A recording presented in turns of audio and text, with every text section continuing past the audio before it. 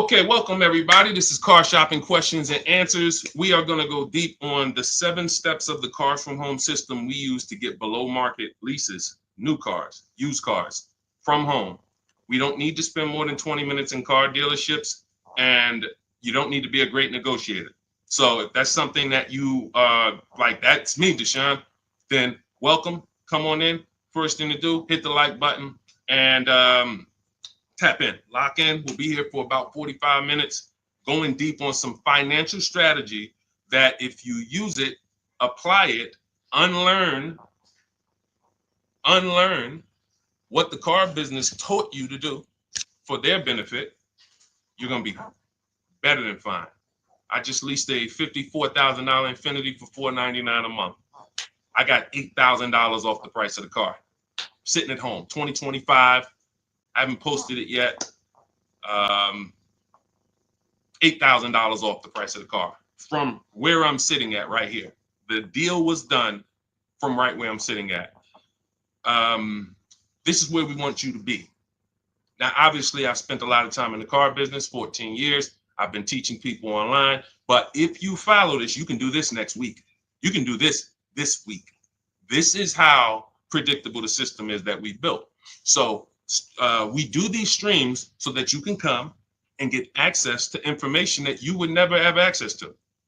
You're not, unless you've been in the car business or you have family that, even if you have family in the car business, you never have access to information that car sales people talk about.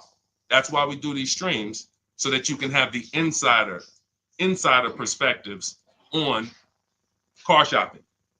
How would and when you do that, see, the simple thing about this is just put dealers against each other. Stop negotiating one-to-one, which is what they want you to do, and let us show you how to negotiate one-to-many. When you start negotiating one-to-many, there's absolutely no way you can overpay, because you have put them against each other, created competition, and they start doing stuff they never would have did, like taking off big money because somebody wants to win.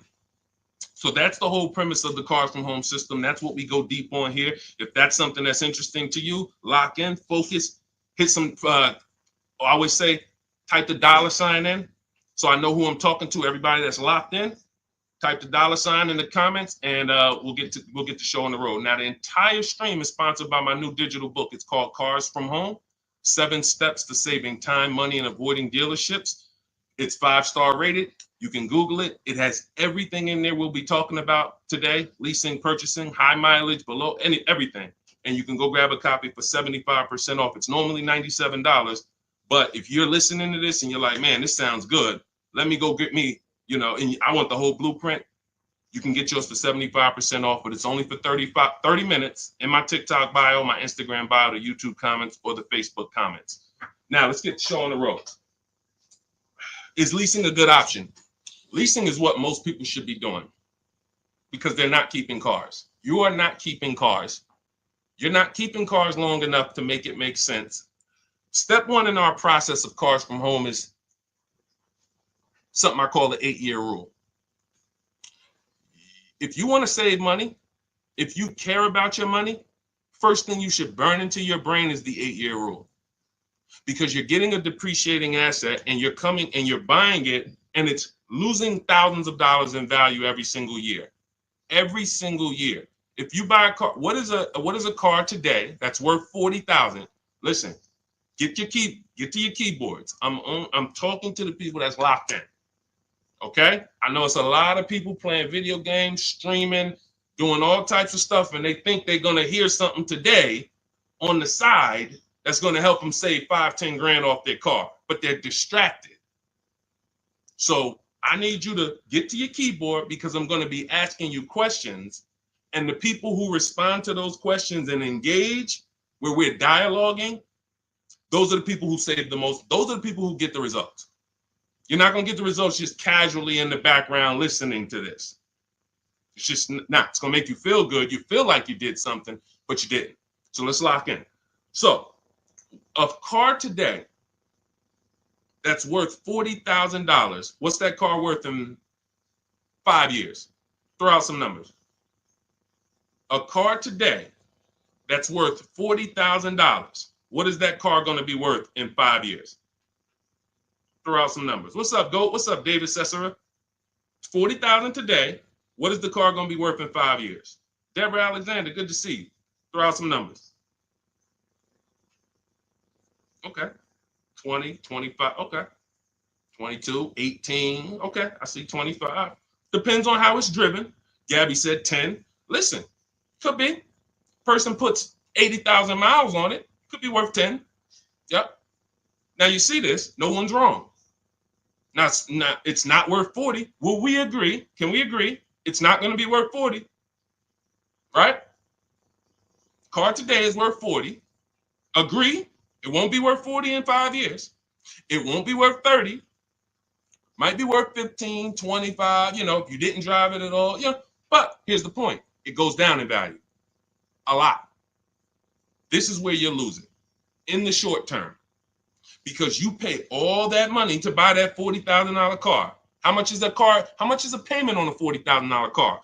Some of you who've been in these streams, you know our rules here. You know our formulas. Every $5,000, X per month. I ain't gonna tell you because sometimes we get new people and y'all don't know. You don't know. So, how much is the payment on a $40,000 car? Anybody know?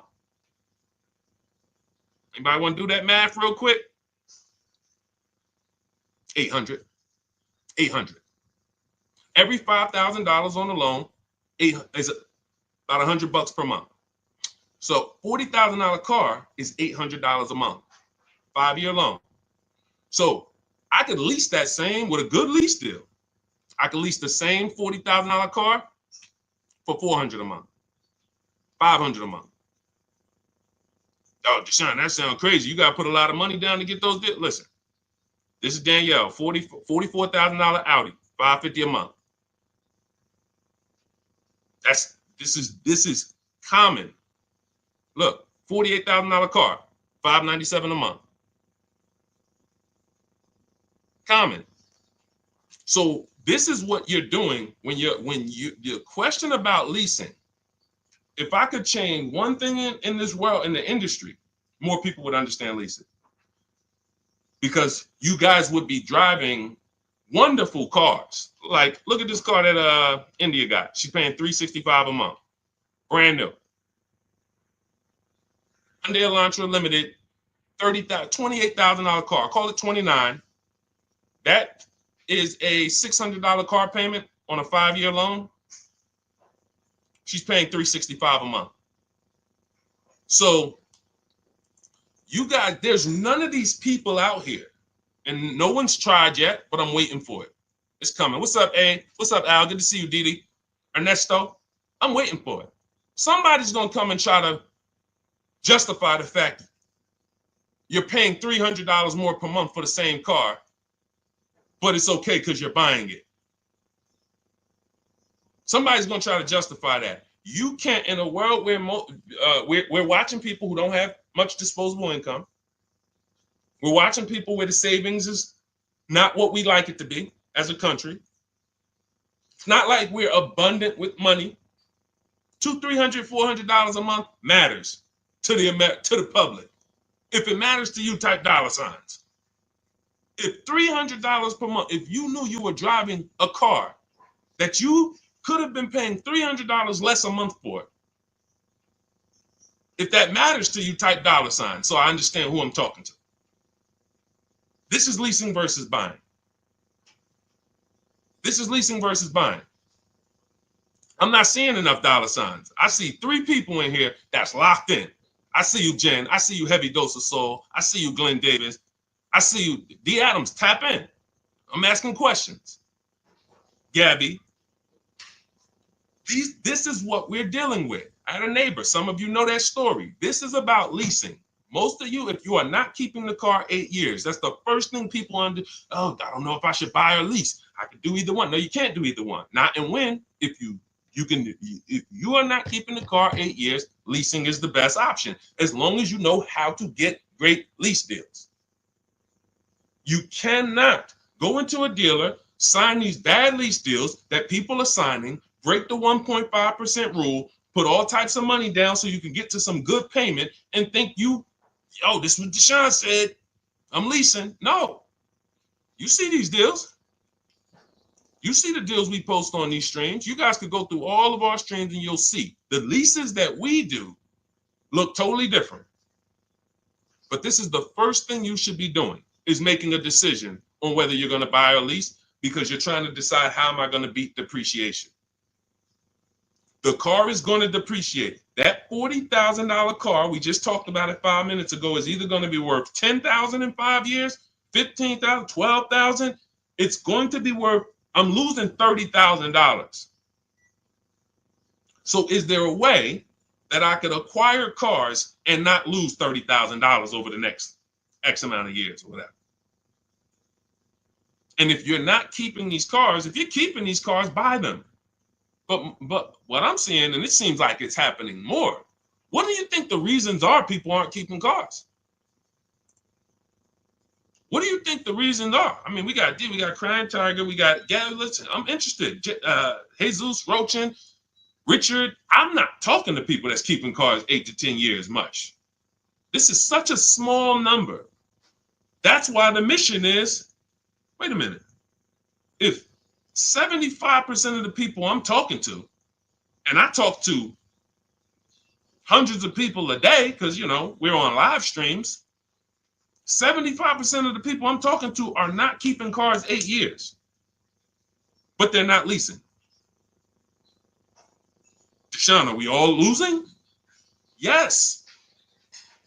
Yes. Is it, what do you think I'm on here for, trying to break these numbers down and show y'all what these lease prices look like, and show you people are driving brand new cars, because when you lease, you drive brand new cars. 2024, 2025, 2026, you're driving the latest car. You're paying very small amounts compared to purchasers.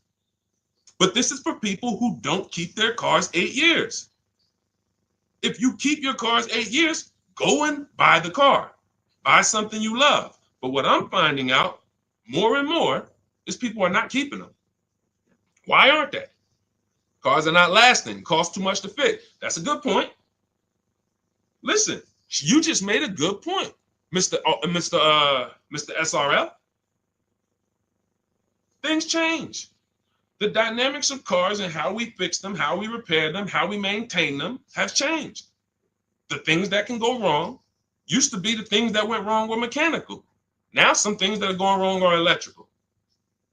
Your mechanic used to be able to fix the things that were mechanical. That's why he's called a mechanic. You can't fix things that's electrical. It's got to be a technician. Different. So people say, oh, well, if that's the case, I'm not keeping my car 8 years. That's a reason. Oh, I used to be a buyer. I used to buy my cars, keep them 8, 10 years, put 200,000 miles on them. I'm not doing that anymore. I need to move to leasing. But what you can't do is keep buying and get rid of the cars in 5 years and not count the cost. You're losing $5,000 minimum. $5,000 minimum. Just look at the payments alone. All right, we go much deeper in this on my book. And you know why we don't need to go deep? We compare. That's all. I don't need to beat a subject into your head like we're in college. That's why all we do is show you the comparisons. That's all we do. If what I'm showing you here is not shocking you, then me taking you and showing you the dynamics of a lease ain't gonna do it. If you're looking at somebody like Ansley, this deal I love, similar to what I got.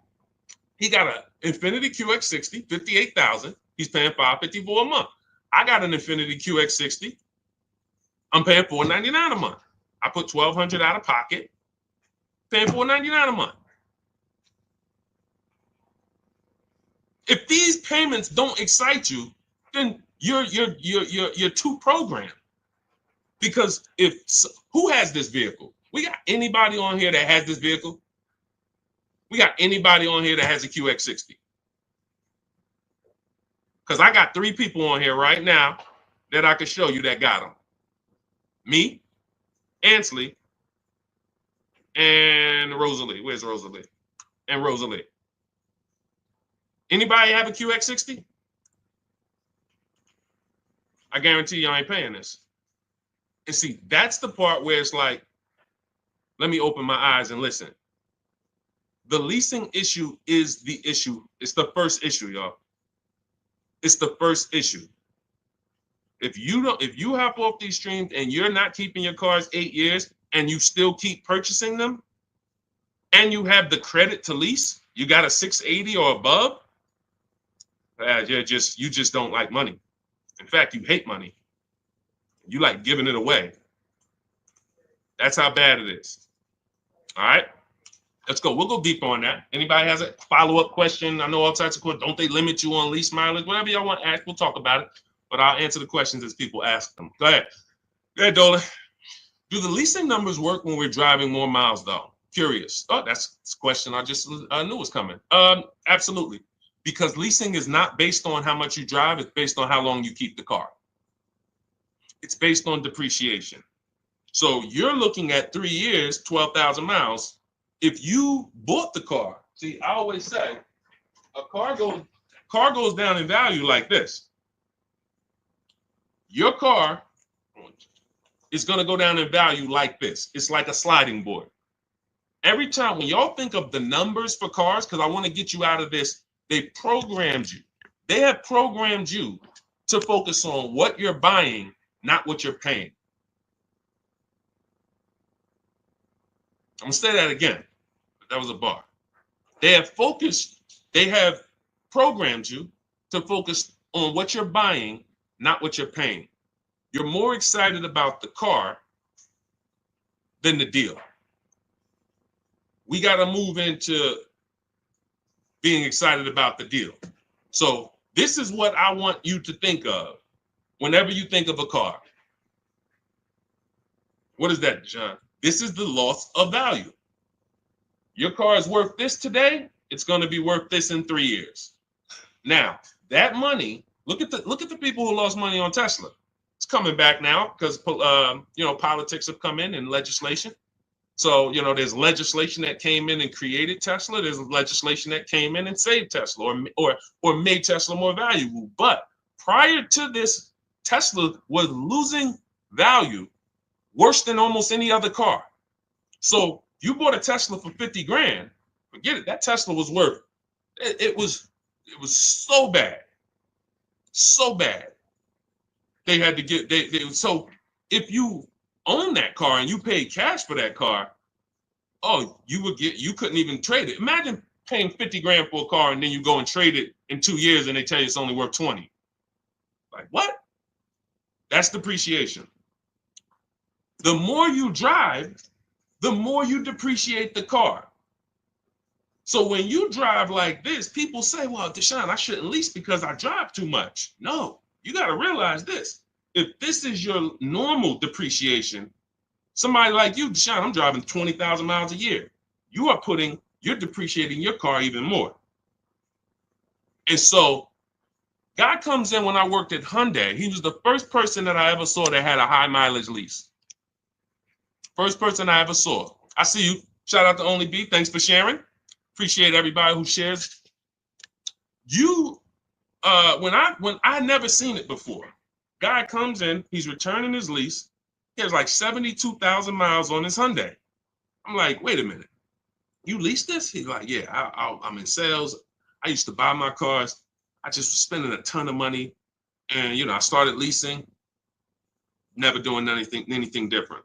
So I got to see this. So I'm doing this paperwork to return. I look, his payment is not even $200 more per month than the normal, let's say a normal Hyundai Sonata, great deal back then, might have been $300 a month, $325. His payment might have been $475, $500, something like that, $525. It wasn't like $700. So he's only paying $200 more per month, but he gets to drive as much as he wants to drive. He had a 25,000 mile a year lease. And when he got it home, when he was done with it in 3 years, he didn't have to worry about, resale and negative equity, because that's the high. Anyone who drives more than 18,000 miles, I want you to type HM, high mileage. Some of the hardest deals, because they would come into the dealership. I remember, especially when Uber took off. When Uber took off, we had all these people coming into the dealership with 200,000 miles on their Honda Accord, 250,000, 300,000. That's not the bad part. It's the fact they still owed money. They still owed $12,000, $15,000, $9,000, and it was horrible. And all they had to do was either lease or shorten the point is, it's what I call pushing the losses to the back. You don't escape the 8-year rule because you drive a lot. You don't and I've been really thinking about this the last couple of days, because now that I see this leasing thing is a problem, the way I've always known it was. Trust me, when I saw Dave Ramsey and I saw some of these viral videos, I knew it was a problem. I just didn't know the magnitude. There's 17 million new cars sold a year in America. That number should be like 30. Because the 40 million used cars, and out of those 40 million used cars we sell every year in America, at least 10 million should be leases. At least 10 million should be leases. People that are out here buying their cars, new or used, not keeping them 8 years, all of those should be moving to the new car market as a lease. So that 17 million new cars we sell every year should be like 27 million, because more people should be leasing. And, we're going to, with the help of the Holy Spirit, by the grace of God, do our part to try to move that needle and try to get people to see. Not leasing is costing y'all so much money. We can't even get to the negotiations yet. We've been on this train 20, 22, 23 minutes. We can't even get to negotiations yet, because I got to hit this again hard. I want people realizing, like my neighbor realized, he had a Kia Telluride. He was paying $800 a month for it. His wife totaled the car. She had an accident. The car got totaled. He caught the 8-year rule. He knows we teach the 8-year rule. And he said, listen, Deshone, I noticed this 8-year rule you teach. I'm not keeping this next car 8 years. So I'm thinking I should be shopping for a lease. I said, exactly. He said, okay, I'm going to use the system. He uses our system, shops 25 dealers. I teach you how to shop 25 dealers in 20 minutes. So for a new car or a lease, we have a different system for used cars, but he uses our system. His payment's $479 on his brand new Kia Telluride. Let me ask you a question. What do you think he thinks, going from having a car that he had for 2 years, he was paying $800 a month for it, to getting the exact same car in his driveway, and he's paying $479 a month for it? What do you think he thinks? You think he's sold on leasing? You think he's sold? Do you think he needs any convincing when he literally looks out his window, he sees a truck, same truck was costing him $800 a month, and he's a negotiator. So he's not a guy who just went in and laid down. He's a negotiator. He's paying $800 a month, changes his structure, is still able to drive what he wants, and now he's paying $479 a month. It's not a question. It's not even a question. All right. So we've established, if you're not keeping your cars 8 years, you should be shopping for a below market lease, not a regular lease, below market lease. That means you can't pay everything. You can't pay what the commercials say to pay. What's up, Josh? What's up, Big Lou? You can't pay what the commercials say to pay. It's not a deal. So when I say below market leases, you're going to hear me why does, I notice, Deshone, you always say below market leases that we need to get. It's the only leases. If you go out there and you pay the prices, what's up, Angel? You pay the same prices that they're charging the most of your fellow Americans, then yeah, nothing that I say is gonna make sense because they're charging y'all so much for these leases you don't know how to get. There's some people, you know how bad it is. Every now and then I'll hear somebody, they'll DM me and say, Deshone, I was trying to lease at the dealership. They told me that I should just buy the car because the payment to buy is going to be pretty much the same to lease. That's it, because you're getting a horrible deal. Hey, tell me I'm getting a horrible deal without telling me I'm getting a horrible deal.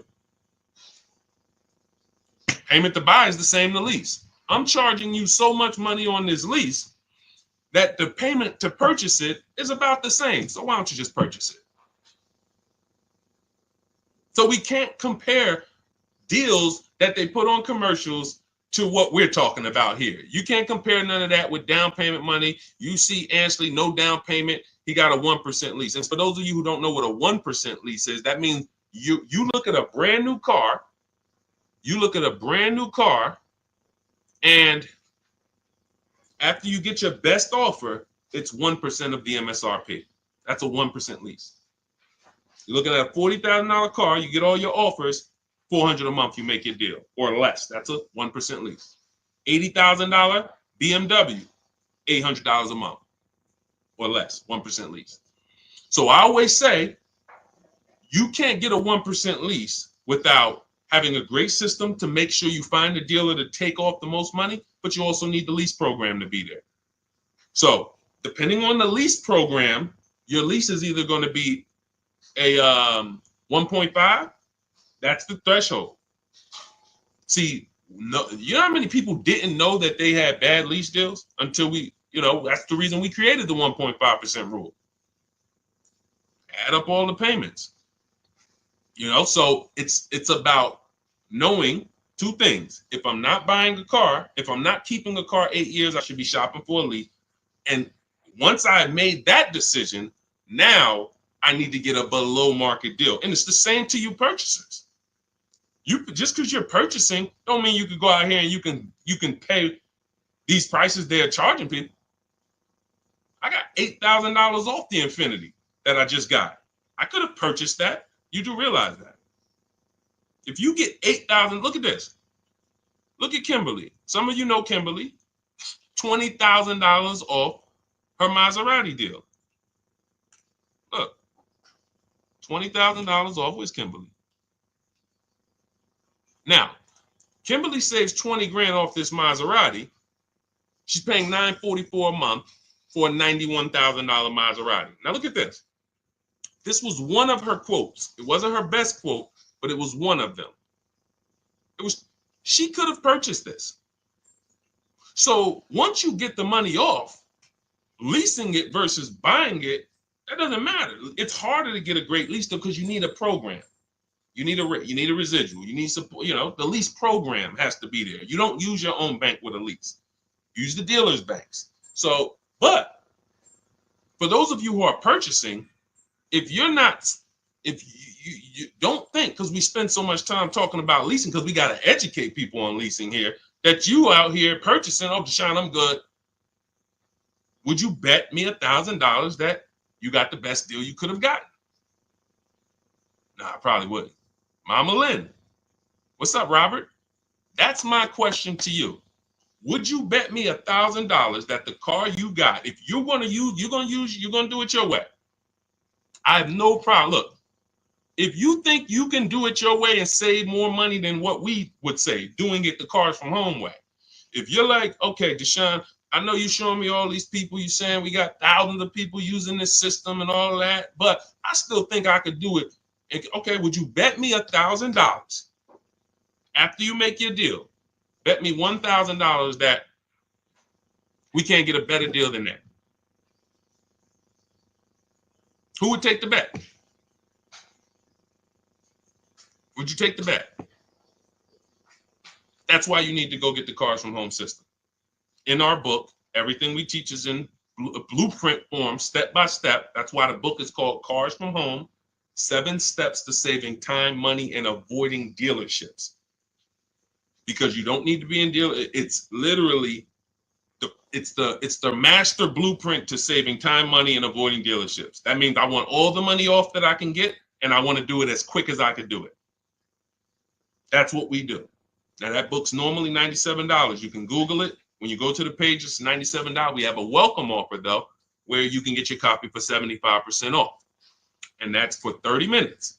So after 30 minutes, the price does go back to $97. So you want your copy, go to my TikTok bio, my Instagram bio. There's a website there. Click the link, or go to my Instagram, go to the YouTube comments or the Facebook comments and click the link, and that'll activate your click the button that says 75% off Deshone's new book. And it'll be in your inbox as soon as you pay. Screenshot the thank you page, and you'll have my support team's email just in case you have trouble getting the book. Sometimes you type your email wrong, no problem. But you'll also have on that page is the link to open the book. As soon as you pay, you can open it, save it. If you can't guarantee me that the cars you buy, you're willing to place a bet that no one can get a car for less than that, then that means you have buyer's remorse. That means you have price anxiety.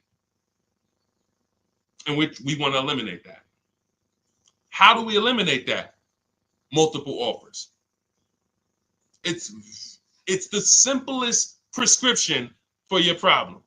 Deshone, I'm worried, man. I'm worried I'm gonna get scammed. Multiple offers. Deshone, I'm worried I'm gonna overpay. Multiple offers. It's the solution. Now, you may not know how to do that, and that's where Cars from Home comes in. We believe we have, until someone else can prove us wrong or show more result than us, we have the best system in the world for multiple offers on new cars, used cars, and leases. That's what we're known for. But, if what we did was harder, it'd still be worth it. See, if saving money and guaranteeing that you got all the money off on a car you could have gotten in the whole market, not from one dealership, in a 100-mile radius, is there any dealer that could have saved me more money? If the answer is no, whatever I need to do to guarantee that, it would be worth it. If I had to take 12 hours, 20 hours to guarantee that when I got my car, I didn't overspend. I could have saved $5,000 if I did that. I need to guarantee that. Even if it was hard, I would still do it. Financially savvy people would still do it.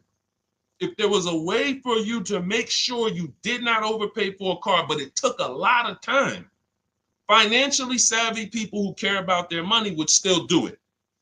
I'm telling you, we got a system where not only is our system guaranteeing we're paying less than everyone else, not only the things I'm teaching you to get multiple offers from dealerships, guaranteeing it's quicker too. I got this Infiniti lease. It took me 90 minutes from front to back. Now I'm an expert. I'll admit that. I'm in the car business. Deshone, of course, you've been in the car business. You're the teacher. Of course, you could do it in 90 minutes. Okay, but you could do it in 3 hours. Over a week, 2 weeks, maybe 3 hours, 4, put it in, boom. I saved thousands of dollars from my living room. And next time you get the car, it's not going to be 3 hours. It's going to be 2. And then the next time you get your family a car, it's going to be 90 minutes. And next thing you know, you're just as good as me and everybody who's been using our stuff for years. This is the easy way. And maybe it's things that sound too good to be true, probably are. It's no way, Deshone. How you mean to tell me we could save more money off the cars than we've been saving, and we don't have to spend the 3 days in the dealerships? That sounds a little too good to be true. Well, here's the results. Here's the results. Read it. Don't hear it from me. Of course, y'all know I could do this. Look at Zafrina, $579 a month, $65,000 car.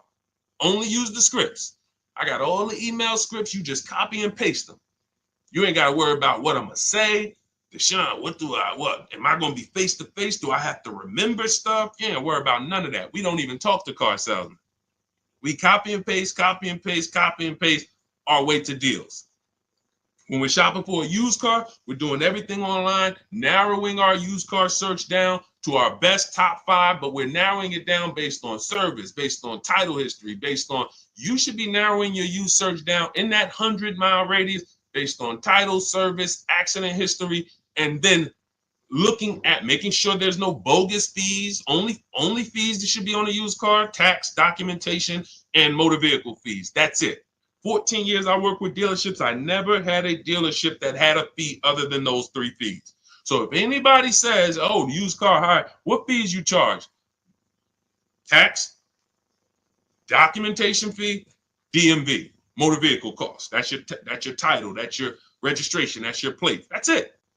When you hear these people say, oh yeah, we got a prep fee, we got a mandatory $1,400 service fee, and then we got the low jack that we put in there, you're gonna pay $800 for that. We would never be in a dealership finding that out. We always are verifying that from home so that nobody has the opportunity to waste our time. Because while you getting in that car to go see that dealer, to go look at that used car that has all these fake fees that they're going to hit you with when you get out there, the car that is the best deal right here, that you looking, it's like, okay, well, that car is $200 more per month. I mean, $200 more. All right, I'm going to go to see this one. But you don't realize this one is the scam car.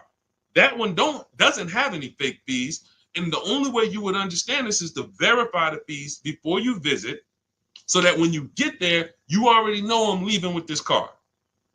Whenever we are going to look at a used car, we know we have done all the work at home to know, unless this car drives funny, I'm making this deal. Because I've done everything. People say, yo, if somebody do that on a used car for me, I'm just walking out. And you're walking back home, and you're going to start shopping all over again. I see you, Princess Kiki. Thanks for double tapping the screen. Thanks to the people who always like the broadcast. You're going to go right back. So you didn't lose. I mean, you didn't win. You lost there. You let someone waste your time, and you let somebody put you back into the market when you could have made a phone call, verified fees, and just didn't waste your time. Oh, y'all got that many fees? No problem. Do y'all negotiate? No problem. Let me move on to the next one. But what happens a lot of time is they scam you. They will scam the person coming in, and just the person will be like, well, I didn't know y'all had all these fees. And then next thing you know, they negotiated. But how do you negotiate fake fees? I think I made that video 3 years ago, 2 years ago, because during pandemic, just people are like, Deshone, I'm at this dealership. How do I get them to take off these $3,000 in fees they made up? You don't. See, because if you were dealing with a dealership that didn't have the fake fees, then what are we negotiating? The price. But when we are dealing with a dealer that has the fake fees, you're trying to negotiate the fake fees. And what are you not negotiating? If you're negotiating the fake fees, what are you not negotiating? The price. And watch this. When you're dealing with these dealers that have the fake fees, when they take off the fake fees, they're at the asking price. And they feel like they did you a favor. What's up, Latima? They feel like they did you a favor. If you will go, if there's a $20,000 car, and they say, all right, we want 20 grand for this car. Let's make up $3,000 in fake fees. Now, Latima comes in. Yeah, I saw this car online. Y'all was asking 20,000 for it. I'm interested. Now they fake. Hey, all right, yeah. With everything, you're gonna be at 28. Wait, I don't get it. You had it at 20. How do we get to 28? Well, we have these 3,000 in fees, 3,500. Then you got your tax, and that's where we're at. Okay, with the documentation fees, so you get. Now, you spend 2 hours there. They take off some of the fees. You just patting yourself on the back. I did a good job. I got them to take off all those fake fees. You paid asking price. Who got that? Who's clear on that? Who's clear on that? You went in, you spent 2 to 3 hours negotiating to get the fake fees off, to get it down to the asking price, and you felt like you won. You did not win. You paid the asking price. These are the illusions. And unfortunately, that's the car business. For people who don't know what they're doing, unfortunately, we never deal with that. You see what I'm saying? I just laid out exactly what we do to make sure we never encounter that. Now, as much as I've laid that out in social media videos and streams and all types of stuff, the car business, no. It's a bunch of people don't know who the heck I am. Bunch of people here, your friends out there shopping right now, you ain't shared a broadcast with them. You never shared my page with them. You know, I ain't talking to the community. I'm not talking to the community. I know the community, the people who always like, who always share. I'm talking to people who like you getting the information, and you know you got a best friend. You know you have a best friend. You've been on the stream for 30, 40 minutes with us, and you ain't share that with them. And they're going to be in that dealership tomorrow or next week or next month, and they're going to pay $3,000 in fake fees. And that's why the car dealers keep doing it. That's the point. See, it ain't about me. Oh, Deshone, man, you know, you just want us to tell people about. No. You asking, people have asked, Deshone, when the car business going to change? Everything you say, Deshone, it just sounds like the car business. Why do they allow this? When are they going to change? They're going to change when you change. That's when the car business will change. When we were there, we'd have appointments all the way up through the week. On a big President's Day sale, Labor Day sale, holiday, how many appointments we got? 300? On that weekend. Over that weekend, we might have 300 to 400 appointments on a Friday, Saturday, and Monday. When those appointments go from 300 to 200, 200 to 150, that's when people start worrying. That's when the car business will stop doing what they're doing. But as long as you, and as long as your friends, your family keep walking in those dealerships and saying, get me the best deal you can get me, ain't nothing changing in the car business. It's only going to be the small community of people who know what they're doing, who are wise. And when I say small, you know, our community is just off the people I know who have access to our information, the Cars from Home book, or either the Cars from Home. You know, I coach people too. We have a video program where we walk you through step-by-step videos. That's about 12,000, 13,000 people. That's nothing compared to the fact, I just told y'all, 50 million people a year buy cars. So our little, you know, praise the Lord, we are very, very, very fortunate and blessed that we get to impact people's lives, and we have, you know, we built a brand that has helped do it. But in terms of the market size, it's not even 1/10 of one. It's probably 1/10 of 100 of 1%. It's nothing. So you got 50 million people a year walking in the dealerships, want to do things traditionally, and just that's why they keep that multi-billion-dollar machine just rolling. Shared with my bro-in-law last week. Thank you so much, JC. I appreciate it. I appreciate it. We got to save our people. There is no one out here who is going to be in your corner when you overpay for your car. Ain't nothing you could do. You ain't seeing nobody suing dealerships. It's not happening. Let's stop it. You know, oh, I think I got a lemon law, whatever it may be. No one cares. It is buyer beware with cars. And that is why we take this so seriously, because we know once you make this decision, there's no one who's going to help you. If you make a bad decision, I remember I was at Mercedes and a person walked into the dealership and he was pissed off because he has a neighbor who is paying, hang on one second.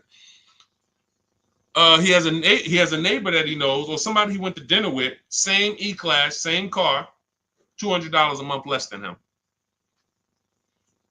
He was pissed off. $200 a month less. Went out to dinner. Hey, man, I got the same car. Where'd you get it from? I got it over there at Paramus. Me too. Same car. They knew each other. They both leased it, in this particular case, his payment was $200 a month less than his. That's about $8,000 difference. That means this guy here, no, could be about 10. It's about 10. About 10. So that means you have two people, same market, bought the same exact car, similar price car. One of them got $10,000 more off than this one. When they found out, he was pissed. Nothing he can do. I'm never buying here again. That still doesn't change the fact you're $10,000 poorer because you didn't know what you were doing. You didn't have the skills to know that the market price on this car is a $10,000 discount. It's $10,000 less. And that's what's happening. The car business is they've mastered making you think you win. So that's it. That's why we want you to have the strategies so that you can proactively move through your car purchase. It's your agenda. You don't have to worry about your plan. Just bring your goal, use our strategy, and the success is guaranteed. You don't need the strategy. You don't have to figure it out. Deshone, am I going to have to be coming up with what to say, what to do next and all that? No, that's why it's called 7 steps. Cars from Home, 7 steps to saving time, money, and avoiding dealerships. Step 1 is the most important question, which we talked about at the beginning of the show. 8-year rule, leasing versus buying. Step 7 is delivery, which means you should not even be reading step 7 if you're not setting up delivery.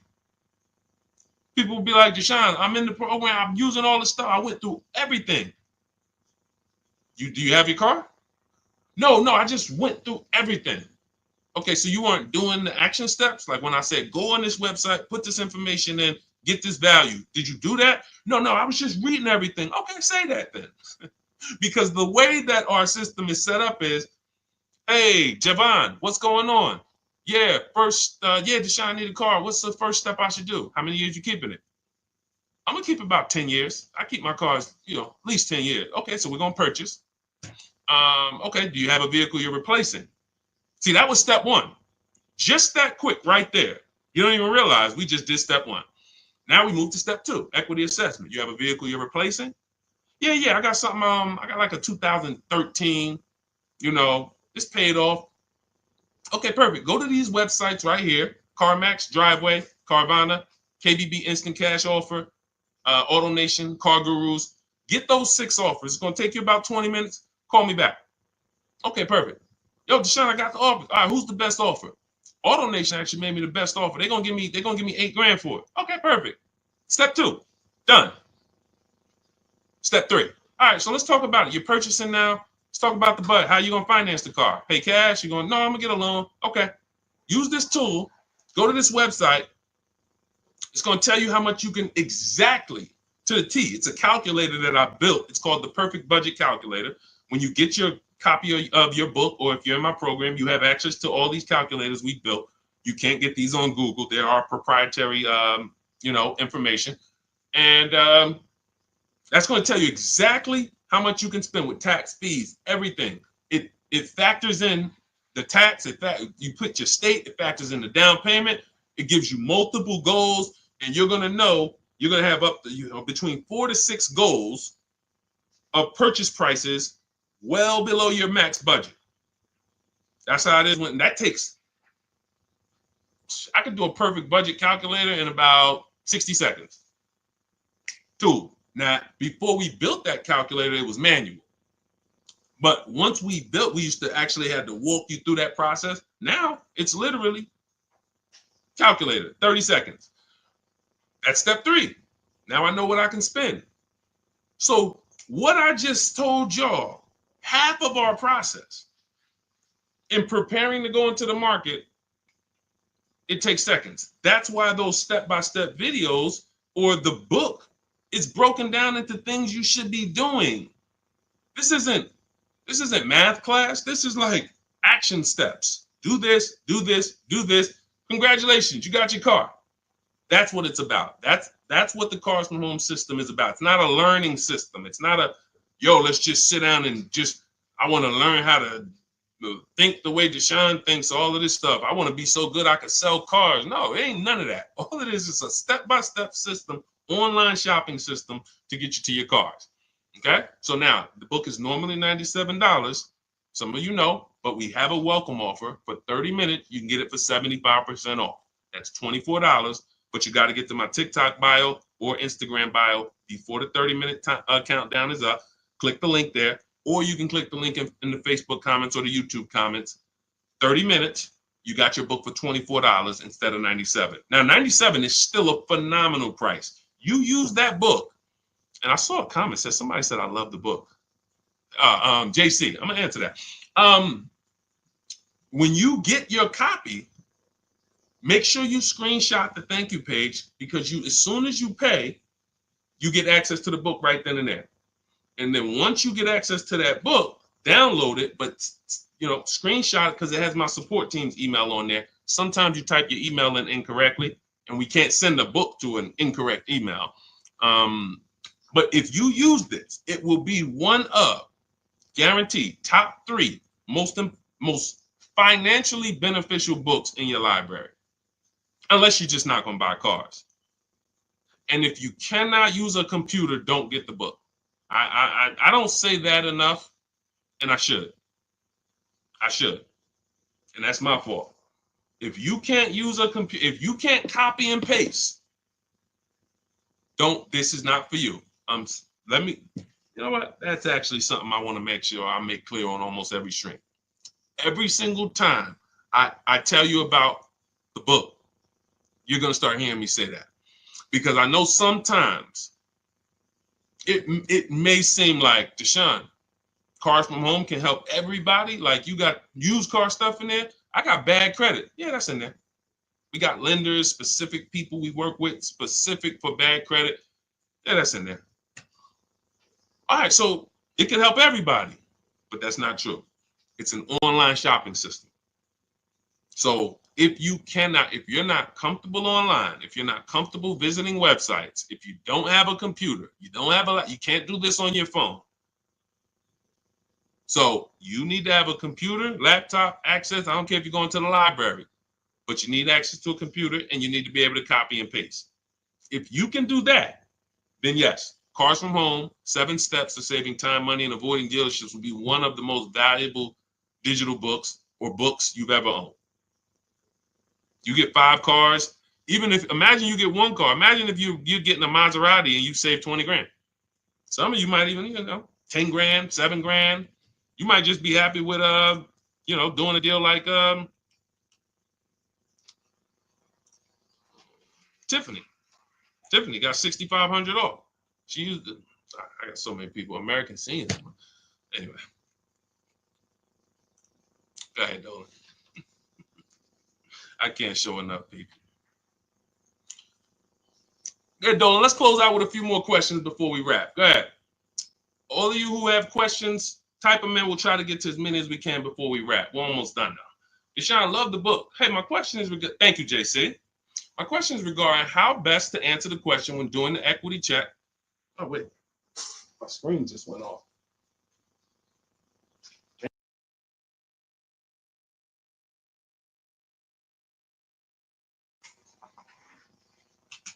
Why did my screen just go off? All right. Sorry about that. All right. We'll just finish it I don't want, because I'm going to have to keep looking to the side. Hang on one second. One of my monitors just went off.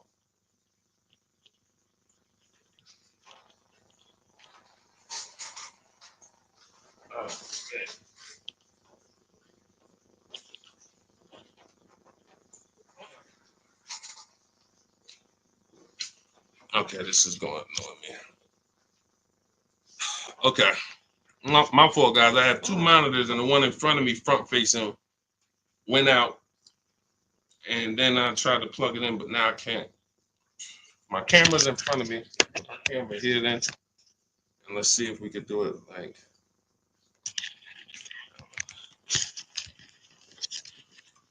All right, so I'll face TikTok. Put it like that.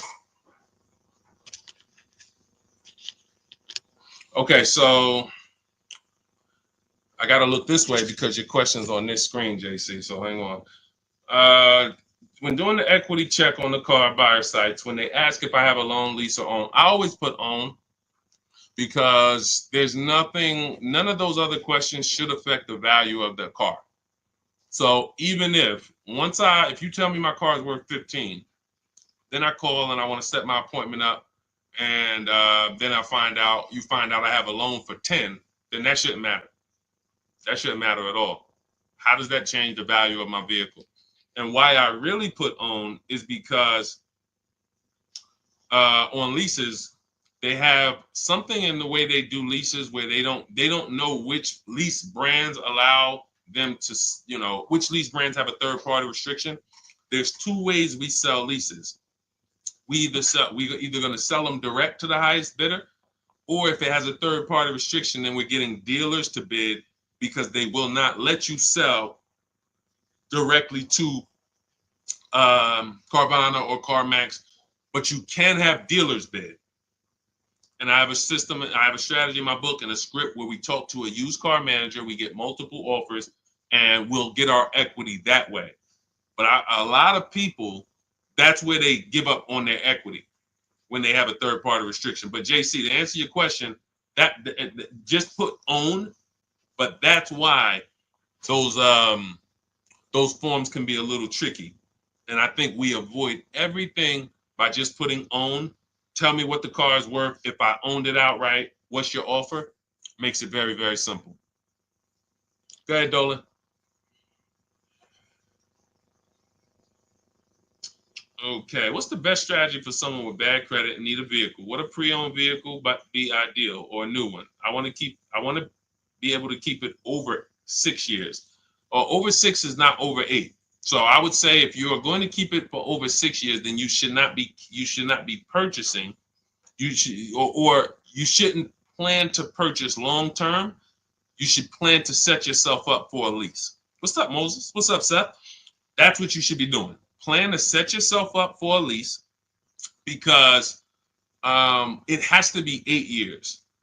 See, I think sometimes, and I'm gonna start saying 8 to 10, but I'm not gonna call it the 8 to 10 year rule, because that just doesn't have the same ring to it. It's the 8-year rule, but I'm gonna start saying 8 to 10. If you're not keeping your car 8 to 10 years, you shouldn't be purchasing. If you're purchasing, you're overpaying. You should be shopping for below market leases. What's up, Seth? What's up, WM? And the reason I'm saying 8 to 10, because I think some people, they'll say, well, I'm keeping it 6, 7. So I think that's close enough. No, it's not. It's not. It's 8 minimum. Minimum is 8. The minimum is 8. And so if I had bad credit and all right, I'm not keeping my car 8 years, I'm trying to set myself up for a lease. So what am I going to do?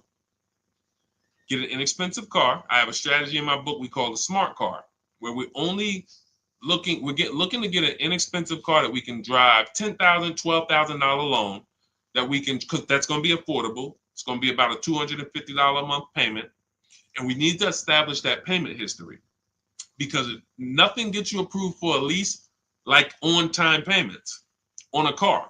If the bank sees you've been paying $250 a month for 2 years straight, when you go to jump up on a car to a $400 payment, it matters.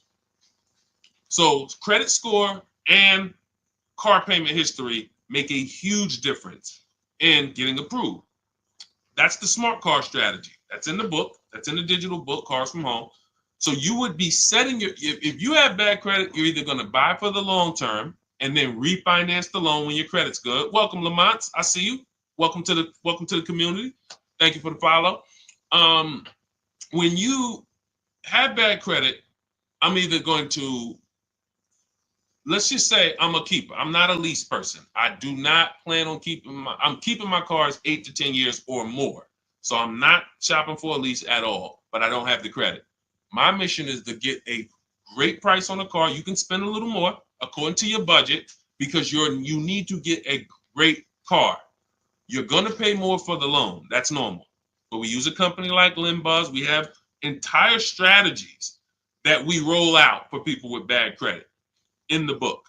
So the most important thing for the long-term purchase is to get a quality car, because you can refinance the loan. You can't change the car. So if I got a nice car, well taken care of, I verified that it had great service records, great accident history. I verified it's a long-term car. It's a car that's known for going 200, 300,000 miles. We verify that in step 4 of my book. I have a quick thing we do, takes 5 minutes. We go to Google and we type in initial quality, reliability, longevity. And we do that we do 3 of those searches. And we make sure that the car we're looking for, some of the cars you're looking for, they're known for the transmission going out at 90,000 miles. Don't you think that's important to know? Some of you right now are looking at cars, you're looking at used cars with 80,000 miles on them, and you don't realize that that car is known for having transmission problems at 90 to 100,000 miles. That could be why the person dumped it. Because they know if I keep it here, as long as I get rid of it before 80,000 miles, I'm usually okay. Now they dump it off to a person who does not know how to verify that that car has bad DNA, and they're going to buy it. And then they wonder, oh, the dealership scammed me. Man, I got that car, man, the transmission went out on me in 6 months. But you could have done the step that we teach, verified that for yourself, and said, wait, this car is known for nothing. This car got about 10,000 miles before the data says transmission could start slipping. I think I'm gonna look for something else. You see what I'm saying? These are the things. So I'm doing that if I'm a long-term purchaser, bad credit, because I'm gonna get an incredible car, I'm gonna pay a great price for it, and I'm gonna pay a high interest. That's the only thing I'm gonna pay a high price on is my interest. I'm going to get a great price on that car. And that's where bad credit people, and that's where personally, a lot of people with good credit, you get confused because you're confusing the monthly payment with the price of the car. You're confusing the deal with the price of the car. I could have a 20% interest rate because I have bad credit, but I got a great price on this car. Look, watch this. And I'm gonna give you an example to really end this. If I got bad credit and I walk into a dealership and they're having a going out of business sale, we're going out of business. Everything's 50% off today. What, everything? Every car in the showroom, 50% off. Really? Wow, that's interesting. I'll take this one right here. It was 40, but it's I can get it for 20. Yep. Okay. Let's write it up. Everybody agree that's a great deal? Would everyone agree that's a great price for a car? 50% off. But we go into a dealership. Can you agree? Type agree. Because this is a big point we want to make about how these things relate. Especially for some of you you don't have good credit. You need to detach your loan from your car. Okay? So we agree. Okay, I see you, Tina. I see you, Joe. I see you, Danny. I see you, Gabby. Thank you to the engaged people. I'm always look. I love the engaged people, man. Yo, because I gotta tap people and tell them like you ain't gonna save 10, 15 grand off no car working with Deshone, and you playing video games while we talking money over here. Like I'm getting the information. I hear you, bro. No, you don't. No, you don't.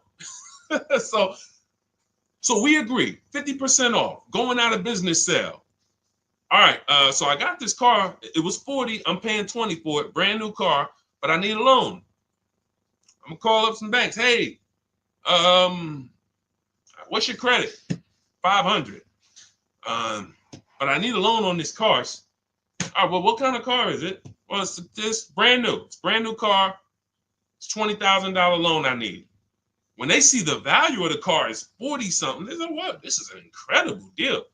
But I have bad news for you, though. I mean, we could approve you, but it's going to be 22% interest because you have just a lot of derogatories. You got a lot of, no problem.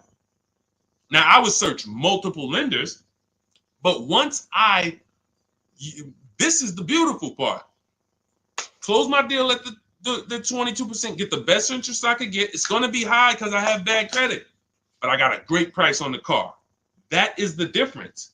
Because as soon as my credit is good, because I'm going to work on it, A year later, 18 months later, now I got a 690, 700, 710. I'm refinancing and I'm in a 6% loan and I'm chilling. I got an incredible deal on my car. Now I got the loan to match the deal and it's a wrap. Type dollar signs if you understood that. Type a dollar sign if you understood that. That is the separation of the price of the car from the loan. If you have bad credit, that's how it works in any case. But for bad credit, that is how you need to be looking at it. Just because I'm seeing dollar signs. Did y'all not? What about that wasn't clear? Tell me what about that, y'all.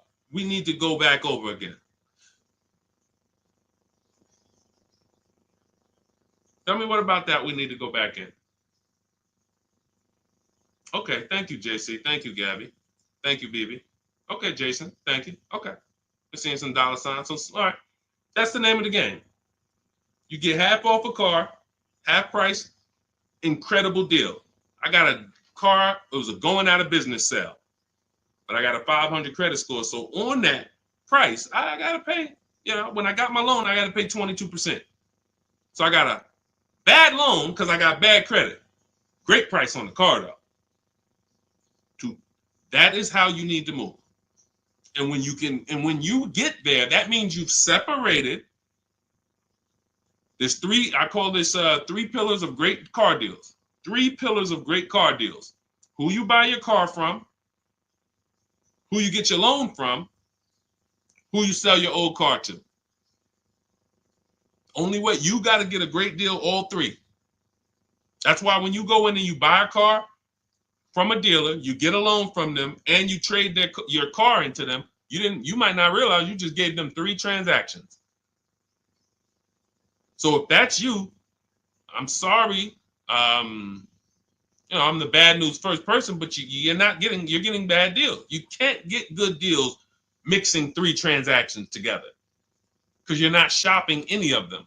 You're not bidding out any of them. We bid out all of them. Whenever you buy a car, you give a dealership a transaction. When you trade your car into them, which we don't like to use that word because what you're actually doing is selling your car to them, that's a transaction. And when you allow them to get you your loan, that's a transaction. So those 3 transactions, you should be bidding out. In the Cars from Home system, what we teach you in our digital book, 7 Steps to Saving Time, Money, and Avoiding Dealership, what you learn, for those of you who want to work with me and shop together, you can hit the button that says Shop With Me. And when you go to our bios or go to the links in the comments, and you will see that you can bid out every single thing. So when you get the people who I can guarantee you're not getting good deals are the people who you're giving the dealers multiple transactions at one time, which means they have negotiating money from your old car. They got money to play with from your loan. They got money to play with from the car you're buying. They got 3 pools of money to move around and play with, move money from here to here, do a 3-card Monty where, all right, I'm going to show you this on your trade-in, but it's really coming from this. You're giving them 3 transactions. We have to separate, break from that, and start to bid out each one. I'm bidding out my loan. When you get the digital book or if you're in our course, you understand the bank bidding war. Credit bureaus allow you to have multiple lenders access your credit in a short period of time. Great shopping. We do it in 48 hours, 24, 48 hours. I named the people we sell our cars to. We get bids. We don't trade. We sell our cars to cash buyers, big companies that cut checks. And then we bid out our car purchase. Whenever we're looking for a used car, we turn the entire marketplace, 100, 200 miles, into one big marketplace for us. And whenever we shop for new cars and leases, we contact 25 dealers to get 5 offers. We do it all online. This is all multiple offers. And when I tell you, this stuff takes minutes to do. So by the time you go to a dealership, get in your car, go to the dealership, we already done made deals. That's the Cars from Home system. Bidding, bidding, bidding, bidding. All right, so everything we talked about today is in my new digital book. It's called Cars from Home, 7 Steps to Saving Time, Money, and Avoiding Dealerships. That's what we hold it accountable to. Saving you time. You should not be in a dealership for more than 30 minutes using what we're talking about here. Ever. If you're in a deal, that should be a clue to you. Man, I've been in this dealership for an hour. It's got to be something I'm doing wrong here. Yes, that's a good clue. That you're okay, that's okay. Because you're new to the system. As you learn it, have these boundaries to remind yourself, wait, Deshone said I ain't supposed to be here for more than 30 minutes. That's it. So now we move to every part of the system of car buying you never have to worry about again. You literally, when you come to Cars from Home, you grab your digital book, you no longer need to come up with plans on how you're going to get great car deals or how you're even going to get a car or how you're even going to, you don't have to be anxious anymore because you actually have a plan written by a former car salesman who's been a manager who knows the ins and outs of the car business. So you're following a plan written by an insider of how to work with the people inside. And I'm no longer inside, so I don't have a vested interest with if I was trying to coach you while I still was working for Mercedes, it's certain things I can't say because I can't teach you how to bid against, it's certain, I can never write that book being in the industry, but outside of the industry, for sure. Competition is how you're going to save prices, and that's how we're going to save time. Competition. And I want to end with this because some of you tend to overthink. You're overthinking. Everything we're teaching you to do is to start buying cars and shopping for cars the way you shop for everything else in life. If you really consider that the biggest indicator of how different what I've been talking about over the last hour versus how you've been shopping, just look at how you shop for other items on Amazon. Look at how you shop at the grocery store. When you compare, look at how you compare. You're good at it. You can spot a deal on Amazon quick. You have your system. You can go into the supermarket and you have your system for seeing what's the items we're getting this week. You're comparing. Those of us who know how to do things and buy stuff, if we're getting good, we're comparison. It's comparison shopping. Car buying is the only thing that I've seen where we just throw all of that stuff out the window. You let them convince you to throw all of that stuff out the window. You see that blue car there, you're like, oh, I like that blue in there. What could you do on that? Instead of saying, I like that blue one, I wonder how many of those are within 100 miles of me. See the difference? Because cars are cookie cutter. So if I saw a blue car, I'm like, man, I like that. Oh, that's a nice blue Honda Civic. There's 100 of them within 200 miles of me. I need to find the one that's going to be the best price. And that's what we do. That is what we are known for. That is what we hold ourselves accountable to. So if you want everything we teach, grab my new digital book, Cars from Home, 7 Steps to Saving Time, Money, and Avoiding Dealerships. Normally $97, but part of my welcome offer, 30 minutes, you can get it for $24, 75% off. Go to my TikTok bio or my Instagram bio, click the website there, there's a link, or go to the YouTube comments or the Facebook comments, put a link there for you. And when you click that, you'll see a button that says activate 75% off Deshone's new book. And that's a digital book, so it'll be in your inbox in 5 minutes. You'll be able to use everything we're talking about for the rest of your life. And as I update the book, I update the file. So make sure you keep the original email because when I do update that book, you go into that email, you open it, you'll see, wow, books looks different. Yeah, we updated. Vroom went out of business a year ago. We had to remove them from the book. If I had 10,000 books in print, they're all worthless. Not even worthless. They're not worthless because there's tons of other value in there. They have an inaccuracy. We have 10,000 books now that now have an inaccuracy because there's companies in there that we get offers from when we sell our car.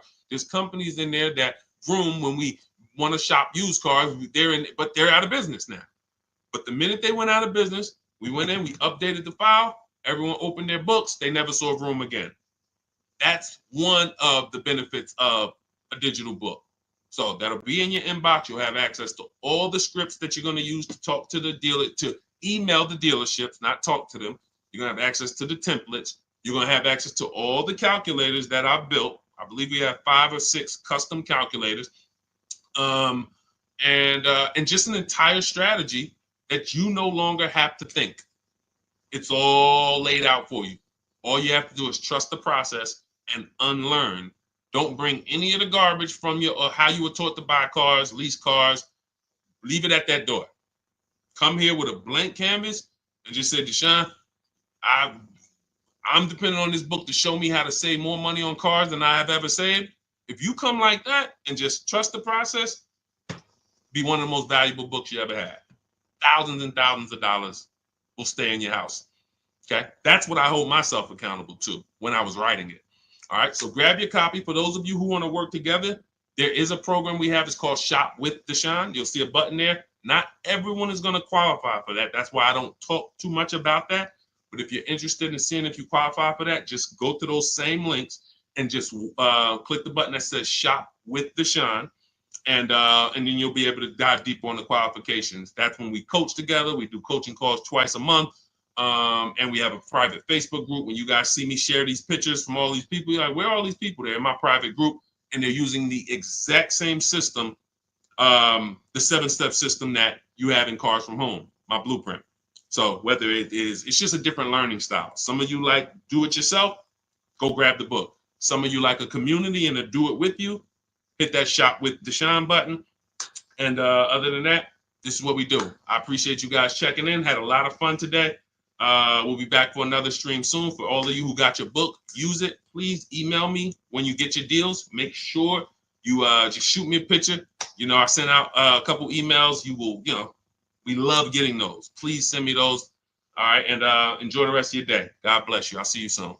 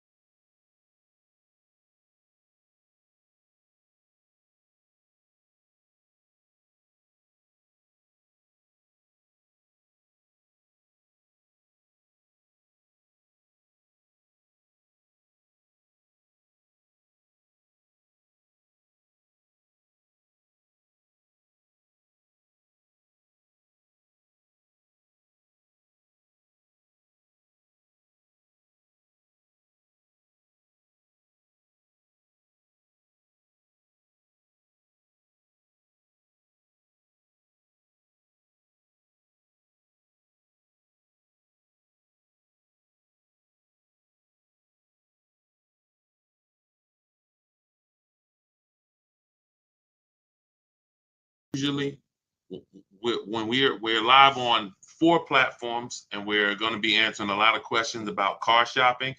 If you don't get your questions in early, they might not get answered. So start typing your questions now. And good to see you, Corey Duncan, Renee, and we'll get to as many questions as we can. As I said, I'm known as Deshone, the Auto Advisor. I spent 14 years in the car business. Now I teach you the steps you need to know to get below market car deals from home. Whether you're a great negotiator or a bad negotiator, when you know what you're doing, you'll pay less than everyone else. And that's what I like to make sure you know.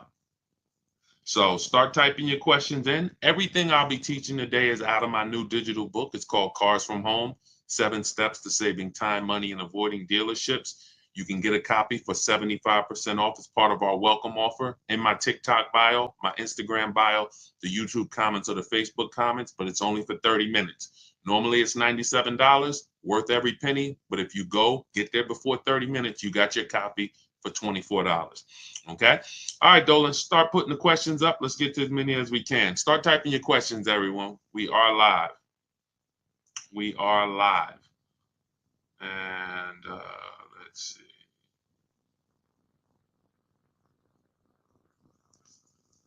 Go ahead, Dolan. We're ready for you. Okay, who would you recommend? Oh, that was the one I answered, manually before we came on. I see we got questions coming on Instagram. Yeah, we got a lot of questions coming in. So let's go. We did that one already, Dolan. I didn't really, I answered it, but I didn't answer it, I didn't, I called it out. What's the process of purchasing a car in the name of your business? Well, the biggest thing to understand is that nothing changes except who you're going to put the whose name is the car going in. That's the big thing. Whenever you're buying a car, leasing a car in the business name, you still got to shop. You still got to get the best deal. You still got to make sure you're not overpaying for your financing. You still got to make sure that you're getting the most money for your old car, not your trade. We don't trade. We like to sell these cars. So all of this stays the same. The only thing that changes is when it's time to buy the car, you ask, when they ask whose name is the vehicle going in, it's going in a business name. Depending on the type of deal, you might need commercial insurance, depending on what type of vehicle you're getting. But other than that, the process of getting a great deal in your business name, 95% of it is the same as getting a great deal in your personal name. Shopping multiple offers. Don't make a decision until you see at least 5 offers. You see a $5,000 price difference between the best offer and the lowest offer. You pick the best offer, you get out of the market. None of that's going to change, regardless of whether it's in your personal name or the business name. Okay, go ahead, Dolan. Now, there are people trying to teach you how to buy cars in your business name without personal guarantees and all of that. I don't teach that. But yeah, everything else is the same. People are overpaying like crazy buying cars in their business name. When is the best time to purchase a new vehicle? So there's no best time. It's a lie. It's marketing. And if you think about it, car dealers they've gotten us to do things that benefit them, regardless. Come into the showroom at the end of the month. It benefits us. Come into the showroom on the weekends. Benefits us. As long as you guys continue to go into the dealers are going to continue to be the same. When you guys stop going in and you start going to your computer, where we make our deals from. When you see me share people on this screen, people like Danielle, Greg, Bonita, Tope, Aretha, all of these people that you see me share throughout our streams, these people are making their deals from home. And that's where you want to be, because whenever here's what you want. You want a desperate deal. You want a deal that the dealer makes because they're desperate. They need to sell a car. They need to hit a unit. That's the only reason why they're giving you such a big discount. I just got an Infiniti the other day. I leased it. I saved over $8,000 off the vehicle. That particular dealer that won the bid for my business, $499 a month, $1,200 out of pocket. It's a $54,000 vehicle. They needed that deal. That wasn't a deal they want to make with everyone. And what they've taught you as dealers, they've taught you that the deals that you see on commercials are deals. No, they're not deals, because no dealer wants to give away a car where they make no money over and over again. Dealers only do these deals because they're desperate and they need to hit their numbers. That means that they're not giving you a better deal when there's 200 people in the showroom. Why would that? You know what I'm saying? What's up, Joey Cantu? Good to see everybody tapping in on TikTok. Shout out to everybody double tapping the screen. Thank you. Shout out to everybody hitting the likes. And shout out to everybody who's hitting the share button. We appreciate you helping us spread this mission. We can't get this financial literacy out without the people who help us run these numbers up. So we appreciate you. What's up, Messi? Good to see you. Yeah. So when the showroom has 100 people in it because it's a holiday, that's the illusion that you're getting a better deal. But no one's. Why would we need to give you a better deal when there's no desperation? We have people all over the place. We got 100 customers in here. We have more customers than cars. Why would we be giving you a better deal? But years and years of commercials have helped people think that they're going to come into the showrooms at the end of the year. They're going to come at the end of the month thinking they're getting a better deal. And that's fine. It works great for car dealers. But what we know is we position ourselves. Sometimes the first week of the month is the best deal. Sometimes the second week, when car dealers look around and they see they haven't sold a car and it's the 10th of the month. They got to, they got to sell 200 new cars. They're only at, 30. So they're behind. See, what they've taught you is every month at the end of the month, car dealers just need to hit their numbers. Every month at the end of the month, come on in because car dealers need to hit their numbers. So no dealers hitting their numbers on the 20th. No dealers hitting their numbers on the 25th. It's all coming the end of the month. Does that make sense? You get what I'm saying? Type a question mark if you're starting to think. This doesn't really make sense. You tell us to come into the showrooms at the end of the month. You tell us we're going to get a better deal. But then at the same time, the place is so full. You could tell us no. You could throw us out. And you're still going to win. The end of the month is the time where dealers name their price and they say, hey, take it or leave it. We got too many people in here. Listen, Mr. Duncan, we appreciate you, but listen, we got way too many people in this showroom. The price is $6.99 a month. That's the best we can do for you. Listen, I'm sorry if it's not in your budget, but we gotta, that's the best we can do right now. Now they're letting you go. See, the last thing they want you to do is shop their competition. They don't want you to shop their competition. So they're going to let you go knowing that you're not going to go shop. And that's how people just end up saying, well, I guess I'll just take whatever they're offering. There's no desperation. So that's why I want to, as we just pass through holidays and we're going into more holidays, I like to get that out the way. Let's get that out the way. Let's get the foolishness out the way about the end of the month, better deals. And you can explain this to people from now on. Whenever somebody comes and tells you, hey, end of the month, you just ask them, how desperate are the car dealers at the end of the month? If they're not desperate, they're not going to make good deals. It's simple. So what you want to do is you want to be positioned. You want to be positioned, reach out to these dealers, let them know who you are, and you want to have 2 dates. 2 dates. Every time you buy a car, 2 very important dates. Soon as date, this is the soonest date you can make a deal. You should not be talking to dealers about prices until you can make a deal. Second date is the no later than date. This is your deadline. This is your lease is up. You've used your extension. This is you need a car. You got to get to work. You want to have those 2 dates. And you want to be shopping in between those dates. You want to be positioned in between those dates. That's why we reach out to dealers early.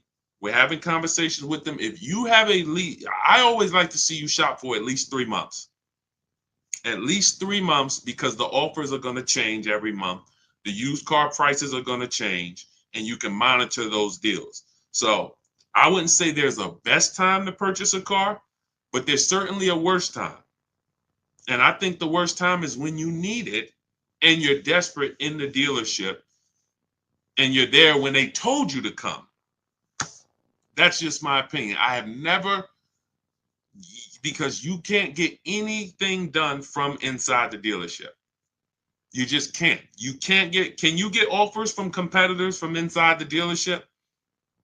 Can you get offers for your trade-in from inside the dealership? Can you get offers for your loan from inside the dealership? No. That's why it's the worst place to be. Just talk to these dealers online, let them know what you're looking for, and then work your deals that way. You could do it my way, you could do it your way. But stop going into these dealers talking these numbers because you just have no control there. Okay? But don't fall for the crap. It's marketing. It works. It works. Come on, Dolan. Let's go to let's get some more in. Keep typing your questions, y'all. Let's see how many we can get to. Is the Jeep Grand Wagoner a good buy? I would type that into Google. Any vehicle you wanna buy, type it into Google.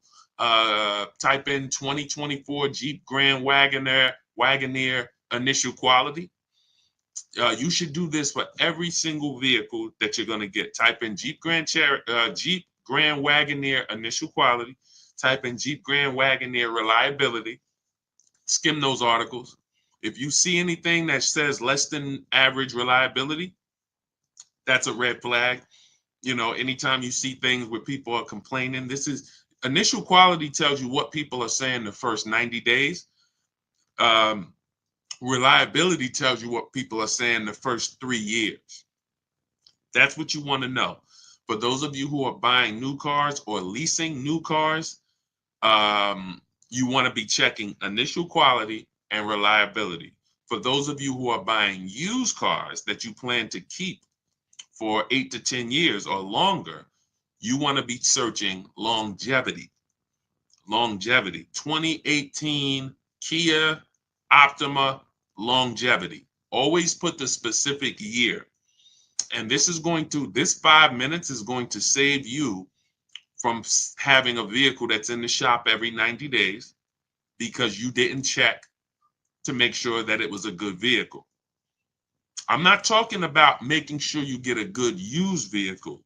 Some of you know, if you're not new to the stream, when we get a used vehicle, we always make sure we're getting a good title, good service records, great service records, good accident history. But we're not, but that doesn't determine if the vehicle has something we call bad DNA. Transmission problems. 80,000 miles, transmission's going to start slipping. Half of the people are going to have problems. Welcome, Day. I see. Welcome to the new followers. I see you. Shout out to the sharers. Thank you to everybody who hits the share button, continues to help grow this community and help get this information out. We appreciate you. But that's what you want. Every vehicle that you want to be looking at, get into the habit of doing this 5-minute check. This is actually in step 4 of my book. In my book, I break down the entire shopping process into 7 steps. And that's for new cars, used cars, leases. It's 7 steps. And step 4 is a step I call shopping, not buying. This is when we're deciding what we want. See, you have been taught you should just buy. You have mixed shopping with buying. You go in to shop, you end up buying. This is not strategy. You don't want to go in. Shopping is deciding what you want. You're about to make a 5-figure transaction. 5 figures. Every one of you, for the most part, some of you may be getting cars under 10 grand. Some of you may be getting cars over 100 grand. But for the most part, most of you are about to make a 5-figure decision. And you're not spending enough time shopping. You're not spending enough time deciding what you want, which is why I continually get these DMs. Deshone, I got a vehicle. I had it for a year. I want to get out of it. Well, no vehicle is made to be purchased and then replaced a year later without losing a lot of money, 20% minimum of what you paid. Get people who pay cash, they don't do this. So go ahead. I know I went off on a tangent there, but I think you got to go. You do those checks: longevity, initial quality, reliability. Each vehicle, type in the year, type in the make, type in the model. Initial quality is the 90 days. Reliability is the first 3 years. Longevity is going to tell us what's happening with that vehicle in the long term. Transmission, engine issues, things of that nature. Okay? Get in the habit of spending that 7 or 8 minutes to check those things, and you don't have to ask people about their opinions on cars because we just don't have enough information. 60 million cars are sold a year. It's probably 100,000 Jeep Wagoneers out there. There's just not enough. No person has enough information to tell you whether that's a good vehicle or not. Okay, but Google definitely does. Go ahead, Dolan. All right, keep typing your questions, everybody. Good to see you, Paul. Good to see you, Lily. Good to see you, B. Haynes. Is it better to lease first and buy out? We never want to buy out our leases because the benefits of leasing are clear. Low payment, cents on the dollar. Let me show you what that looks like. So you look at Raphael. Raphael's driving a $46,000 Jeep Grand Cherokee. She's paying $549 a month, no money down. That means that's an incredibly low lease deal. It's a 1.19% lease. Some of you who lease may be familiar with the 1% rule. If your monthly payment is 1% of the MSRP or less, it's a steal. Incredible value. You're driving an expensive car for cents on the dollar. You look at somebody like India. India got a Hyundai. You guys can't see this on TikTok, but if you're on Facebook or YouTube or Instagram, you can see this. India got a 2024. She didn't like the lease program on the Corolla. She got a 2024 Hyundai Elantra, 36 months, $365 a month, no money down. That's an Elantra Limited. So it has all the nice features in it. It's not the base model. $365 a month, no money down. Some of you, you're better getting your child this instead of getting them a used car. You should be leasing them a car. But these are the benefits of leasing. Ansley, $58,000 vehicle, 2024. He's paying $554 a month, first payment down only. This is actually the same vehicle I got. I got a $54,000 one, $499 a month with $1,200 out of pocket. Infiniti QX60 Lux. I got the Pure, $54,000. So these are leasing. You drive a brand new car, cents on the dollar. The same car, some of you know, every $5,000 on a car loan is about how much per month? Let's see, who's new here? See if we got any people here that know the rules of what we teach, because a lot of what we teach here is principles. We do teach a lot of principles. Who knows every $5,000 on a car loan is about how much per month? We just want to drive the point home that you should not be on the fence about leasing or buying. I'm going to tell you why. We have a rule. It's step 1 in my book. It's called the 8-year rule. It says very simply, if you're not keeping your car, the next car you're shopping for, if you're not keeping it 8 years, you should be shopping for a below market lease. Thank you, Julie. $100. Thanks, Patricia. $90 to $100. Yes, MBG, $100. So when we say, see, part of the reason why people haven't learned about leasing yet is because they're getting bad lease deals.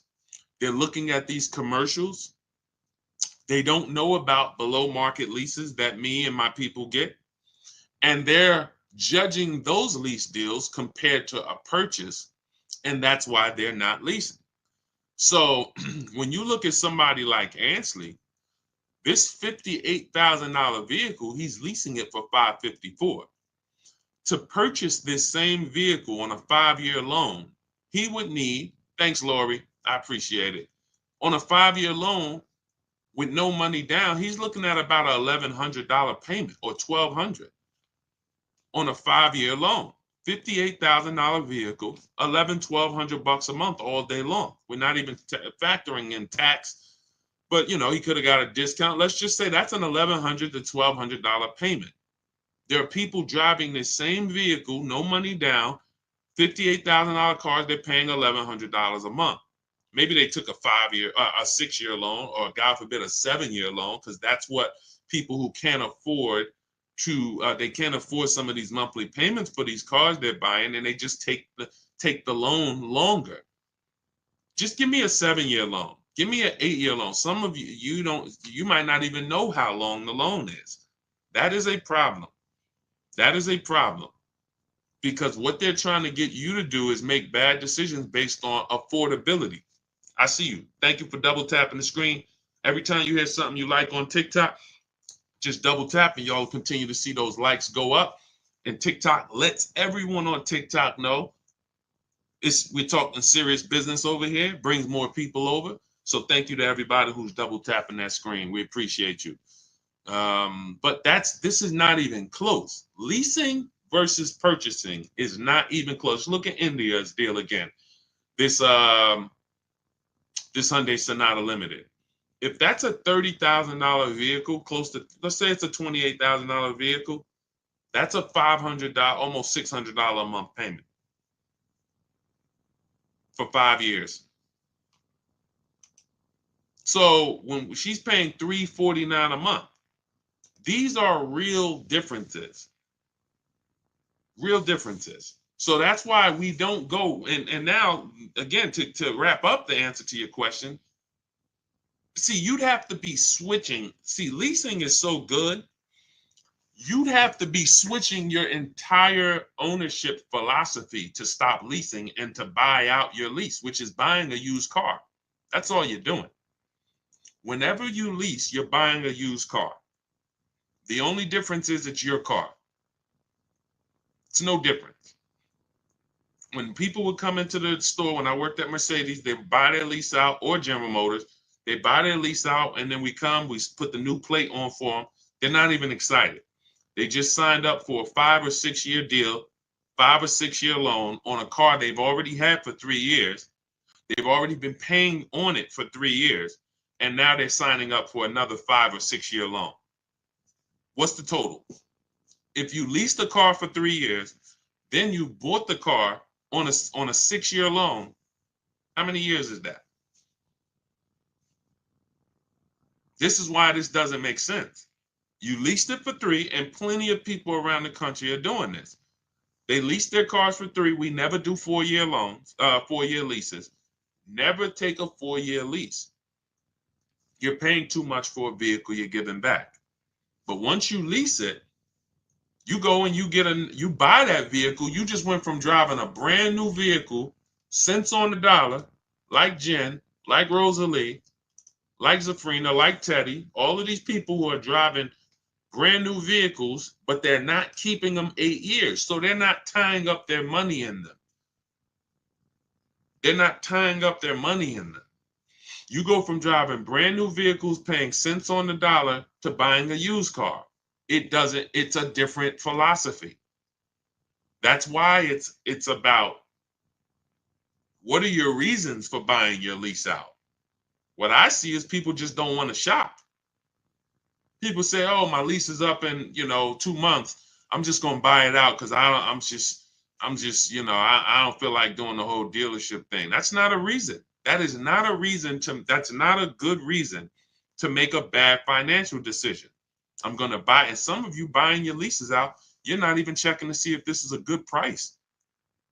People are paying $20,000 to buy their lease out for a vehicle that they could find that same vehicle for $18,000.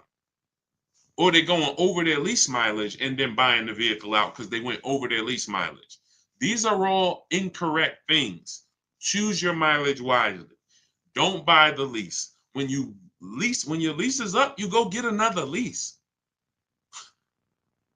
Oh, people say, Deshone, what do I do when it's up? You go get another one. I go drive a brand new Infiniti for 3 years. Perfect. That's up. I'm going to go drive something else for 3 years.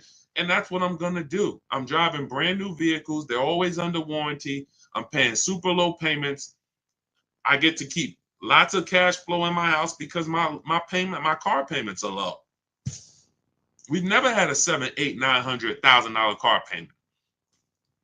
In fact, before this one with the Infiniti we didn't even have a $400 car payment. These are the first payments we have that are in the fours, and they're for 50-something $1,000 vehicles. It's just not even. Any questions you guys have about leasing, feel free to ask. That is certainly half the battle. Besides you not knowing how to shop dealers and put them against each other, the leasing versus buying is losing you thousands of dollars. Every time you purchase, but you should have leased, you lost thousands of dollars. $5,000 to $7,000 each car, maybe more, because you just can't put a price on. Zafrina here, $65,000 vehicle, she's paying $579 a month. Incredible lease deal that she got using our system. So if you want to know, obviously, hey, Deshone, I need to know about leasing, and then I need to know, how do I get these deals? Deshone, I'm not leasing, I'm purchasing, but how do I make sure I save all the money off of these cars? That's all in my new digital book. We used it. This is everything we talk about here. You want to learn to put dealers against each other. Stop negotiating with dealers, start making them bid, because every dealer has a different price. Remember this. It's like when you walk into a supermarket, if you see spaghetti sauce on sale, $3.99. You walk into another supermarket, the exact same spaghetti sauce is not on sale, it's $6.99. And then you walk into another supermarket and you see another sale, the exact same spaghetti sauce is $1.99. How is that possible? Retailers are selling for a different price. Same thing with cars. One Nissan dealer has a different price on the Nissan Altima than this Nissan dealer. Everyone is different. So in order for you to save the big money, you want to start saving the big money, and you want to guarantee that you save all the money you can, you need a system that's going to start making dealers bid, that's going to allow you to see all the options in the market instead of this, what NADA told us when we sold cars. Customers only visited 2 dealerships. That's NADA, which is a huge company that reports to car dealers and tells us what's going on in the market. They told us you're only shopping 2 dealers. That they're using that against you. They know you're not going to shop more than one or 2 dealers. So what you want to do is change that philosophy, learn to get at least, I have a system where I teach you how to get 25 dealers to compete for your business. Takes us 20 minutes. It's called the 25 to 5. We do this for new cars and leases. So all of this is in my new digital book. It's called Cars from Home, 7 Steps to Saving Time, Money, and Avoiding Dealerships. I want you saving time. I don't want you in a dealership more than 20, 30 minutes ever. I want you saving all the money that you should be saving. And I want you avoiding dealerships. You should not be talking numbers in dealers ever. All of this I'm going to lay out for you and teach you in my 7-step book. You can go get your copy. It's normally $97. But if you get to my TikTok bio or the Instagram bio or the YouTube comments or the Facebook comments, click that link before 30 minutes, you got your copy for $24. That's our welcome offer. All our new people, we give you a welcome offer where you can get your book for 75% off. So you won't pay the normal $97. You'll pay $24, but get there before 30 minutes is up. Now, as soon as you pay, make sure you save, screenshot the thank you page. You can open the book right there. It says as soon as you pay, click here to open your book. Then you can actually, we email you a copy. But sometimes you type your email wrong and we can't email you a copy to a wrong email. So you'll have my support team's email Monday through Friday. Reach out to them. If you don't see your book in the next minute, 5-10 minutes, reach out to them so they can get you your book. You have everything I teach step by step. That is the blueprint. And you can Google that book. It's 5-star rated very high on Goodreads. Thank you to everyone who's reviewed the book. We appreciate you. So go get your book. Come back to the broadcast. What's the lowest interest rate for a person with A1 credit right now? This is what I call feeling for the bottom. We don't want to do this because there's no way for us to know. What's the most I could get off of a BMW X5? What's the lowest I could get for this vehicle? The only way for us to know this is for us to shop the market and for us to allow people to compete and show us what they will offer us. We use a strategy for getting our loans called the bank bidding war. It's 3 rounds. 3 rounds. The first round is we're going to check to see, are there any special interest rates on the vehicle we're shopping for? So if we're shopping for a 2021 Toyota Camry, are there any special interest rates for certified vehicles? If we're shopping for a brand new Hyundai Elantra, are there any special interest rates for brand new Hyundai Elantras? 0%, 1%, 2%, things that no bank, no credit union would be able to touch. That's what we want to check first. Now, that's round 1. If there's a special interest rate, we don't need to shop anymore. If there's not a special interest rate, now what we're going to do, I have a tool in my book. It's called the Perfect Budget Calculator. It allows you to take the average interest rate. We tell you what the average interest rate is. You could take that average interest rate, Tell us what you want your payment to be. Tell us what your state is, how much down payment you want to do. And what we're going to do is that's going to create a bunch of goals for you. Who's ever been in a position where you're like, okay, I want to spend 30,000, 30,000, 30,000, and then you end up spending 32, 31. Type me if that's ever happened to you. Now, you can't negotiate the buyout on a lease. I haven't ever seen it. That number's set from the start. So what happens is when that happens, what you're dealing with is well, let's stay on the bank bidding war round 2. So once you have this tool, and again, the reason why, see, some of this stuff I invented. I'll give you the manual way to do anything that we do. Anything you want to try to do on your own, I'll give you the manual way to do it. We reach out to 25 dealers online. You could go and you can call around. I always tell you, ask for managers. Try to deal with only managers. If you don't want to talk to anybody, you use our system. But there are tools that we've created that no one else uses because we made them. So in my book is something called the Perfect Budget Calculator. That's going to give you multiple goals. It'll tell you if you get a 5-year loan, you want to do no money down, this is what you can spend on a car. And it takes into account the taxes, the fees, because that's where it usually gets you. You go in, you're looking at a $30,000 car, you didn't factor in those taxes, you didn't factor in those fees, right? Next thing you know, they're like, oh, well, you got $3,000 in taxes and fees. Our calculator factors in for that early, and it tells you if you want to be at this payment, no money down, 5-year loan, that this is the state you live in, you can't spend any more than this on a car. And then it gives you other goals. And your max goal is going to be a 6-year loan with money down, using equity at your monthly payment. See, the reason why you're going over budget is because you don't have any goals below your max budget. I'm going to say that again. Type a $ if you understand. When you go into the dealership or you go shopping with your max budget in mind, you're usually always going to go over.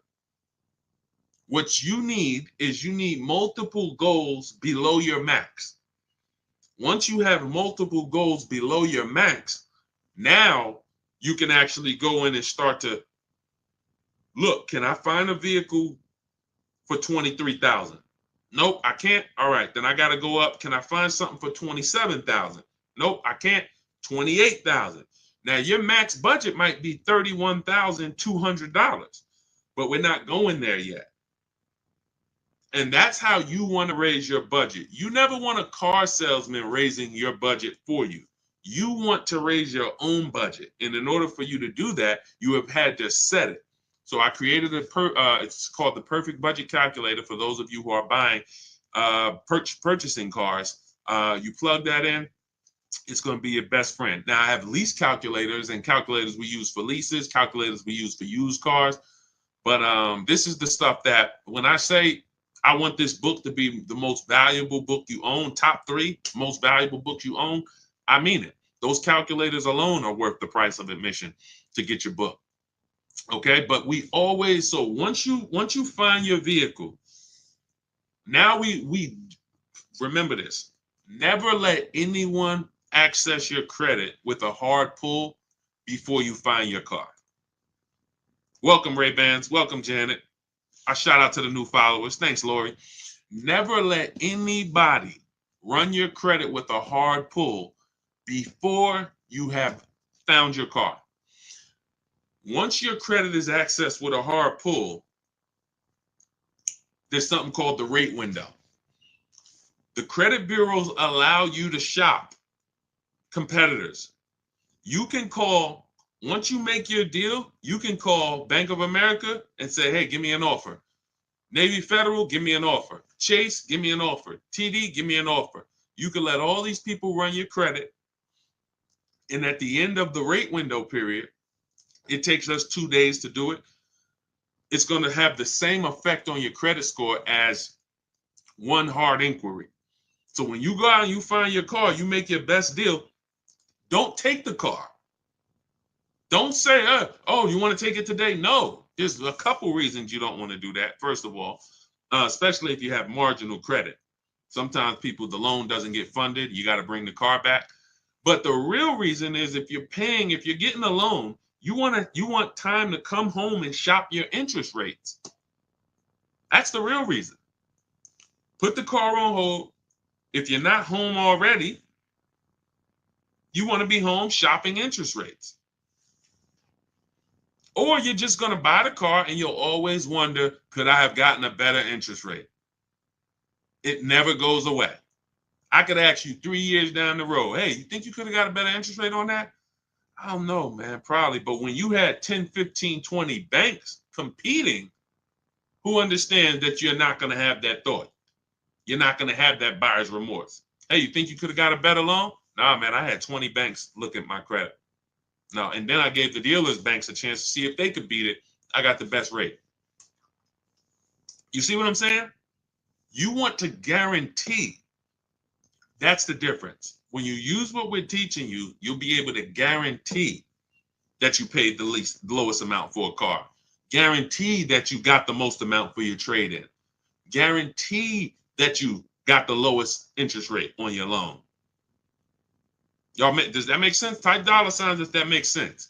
The world that we want you to step out of is a world where you had no assurance. You couldn't post your deal like Ansley and like these people I'm showing. Milligan. Look, Milligan saved $27,000 off a vehicle. It's doesn't even seem real. $79,000 electric Mercedes EQE. She got it for $51,300. Those of you who are on Facebook and Instagram, YouTube, you can see it. These deals don't come by accident. None of these people are posting their deals by accident. These come through strategy, making dealers bid, using the Cars from Home system. Cars from Home, this is where your power is, at home. This is where you make people compete, at home. You use this thing that God gave us called a computer, and you use it for your advantage. And you're gonna be blown away by how empowered you are when you actually start shopping for cars the way you shop for these other things in life. You use the internet to shop for everything else, but when it comes to cars, you're not using it effectively. You haven't been taught how to shop for cars effectively using the internet. And that's all we do. We will never go in and spend more than 30 minutes in a car dealership negotiating or anything. We're not even ever negotiating in a dealership. You want your deals to be made from home. Whenever you're negotiating in a dealership, you're putting yourself in a position where someone can waste your time. You can't see the market. You can't get competitor offers. Nothing good happens in the dealership. All right, so that's the process we use, the bank bidding war process. Every other process to get your car loan is going to lead to buyer's remorse. It's always going to lead to, did I do the best I could have? When you get the bids, soon as you get my book, you get a blueprint called the Bank Bidding War Blueprint. I haven't combined it into my book yet, but for those of you who are getting you're financing your next car, it could be a used car, it could be a new car. But for those of you who are going to be financing, you want to use the Bank Bidding War. That's going to be your only way to guarantee that you got the lowest loan in the market and you paid the lowest interest in the market. Okay, so all of this is in my new digital book, Cars from Home. For those who just jumped on, it's a digital book, so it could be in your inbox in literally 3 minutes. It's normally $97. Part of my welcome offer, you can get your copy for $24, but it's only for 30 minutes. You got to get to my TikTok bio, the Instagram bio, the YouTube comments, or the Facebook comments. Click those links. You'll see as soon as you click, has Get Deshone's new book, 75% off.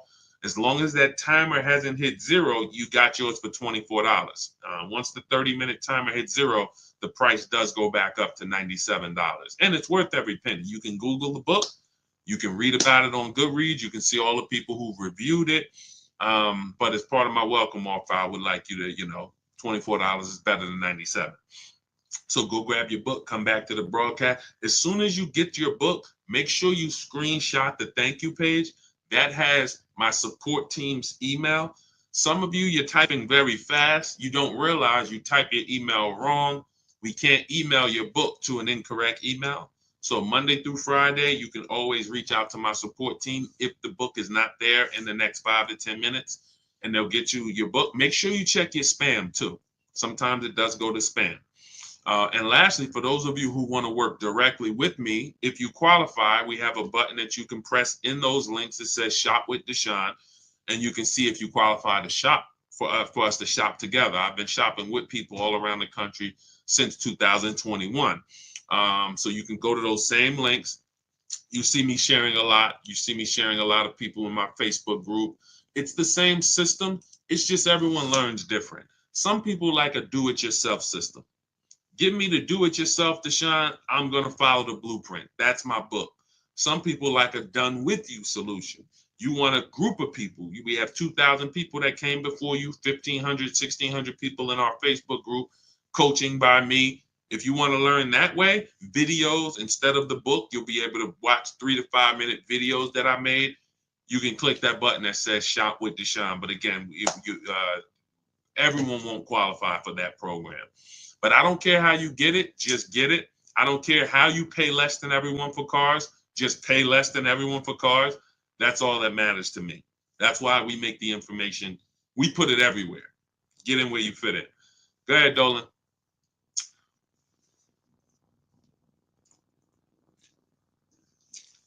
What about buying a car with an active bankruptcy?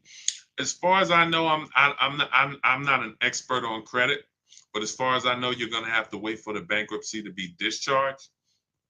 And once you're cleared to go buy something, I've seen more people end up at a 700 credit score after less than a year out of a bankruptcy.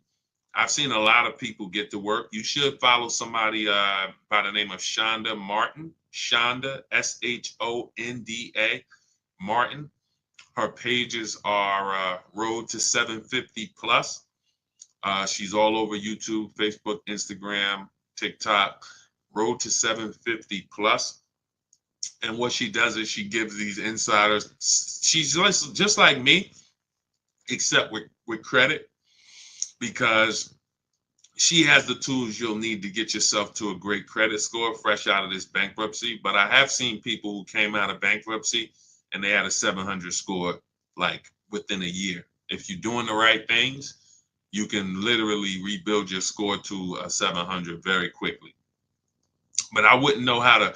If you didn't need a car before then, I would hold off. I would get an inexpensive car. Excuse me. I try to find something on Facebook Marketplace, $1,500 to $2,500 until I could get my credit to where. See, if you don't have the credit right now, most people are going out to flex, and they shouldn't be going out to flex. They should be setting themselves up. In my book, I teach a strategy for you. Got to know, are you keeping your car long term or not? If I'm keeping my car 8 to 10 years, but I have bad credit, that's not a hard fix. I got to get a great price on the car, and then I'm going to refinance the loan. Now that's easier said than done. That's why we have a book about it. You have to get a great price on the car, because oftentimes people with bad credit, they're taxing you on the car and the loan. You're overpaying for the car and the loan. And so, if you're there's nothing wrong with overpaying for the loan because you don't have good credit, but you need to get a great price on the car. And I know you may have not been taught to separate these things. Another thing we do with the Cars from Home system that we teach is we separate our transaction. Who you buy your car from, that's different than who you're going to get your loan from. That's different than who you're going to sell your old car to. Some of you, who's given a dealership 3 transactions? You bought a car from them, got a loan, traded your car in. Type me. If you've ever bought a car from a dealership, they got you the loan, and you traded your car into them, type me. Dush's, I see you on Instagram. It's in my Instagram bio. Click the link that's in my Instagram bio. There's a website there. Click that link. Come on, everybody, lock in. Lock in. I forget. Now I forgot the question that I just asked. See, sometimes I get to read in comments and then I forget the questions that I asked. What's up, Hi Taylor?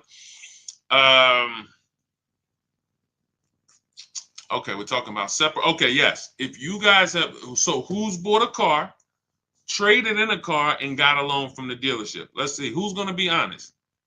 Sometimes people don't like to be honest because they think we're going to talk about them here. But we're using you for a real example. If you're here, you could deal with the bad news because that's what I am first. Nobody's going to get to the good news coming through this page without getting the bad news first. That's just what we do here. I got to tell you the mistakes you've been making, not shopping around. I got to tell you the mistakes you've been making, not leasing, not separating your loan, not separating the loan from who you buy the car from. So every single time you buy a car from a dealership and get a loan and you trade your car, that's 3 transactions. That's 3 different transactions that you just did with that dealer. You bought a car from them. You got a loan from them. See, there's people in the loan business, they don't sell cars. Think about that. There are people that are in the loan business, they do not sell cars. All they do is sell money. They don't have a car to sell you. They just want to give you a loan. Don't you think you should give them an opportunity? Yes or yes? Come on, stay by your keyboards. I know the people that are getting the most out of what we do here because you're always the most active.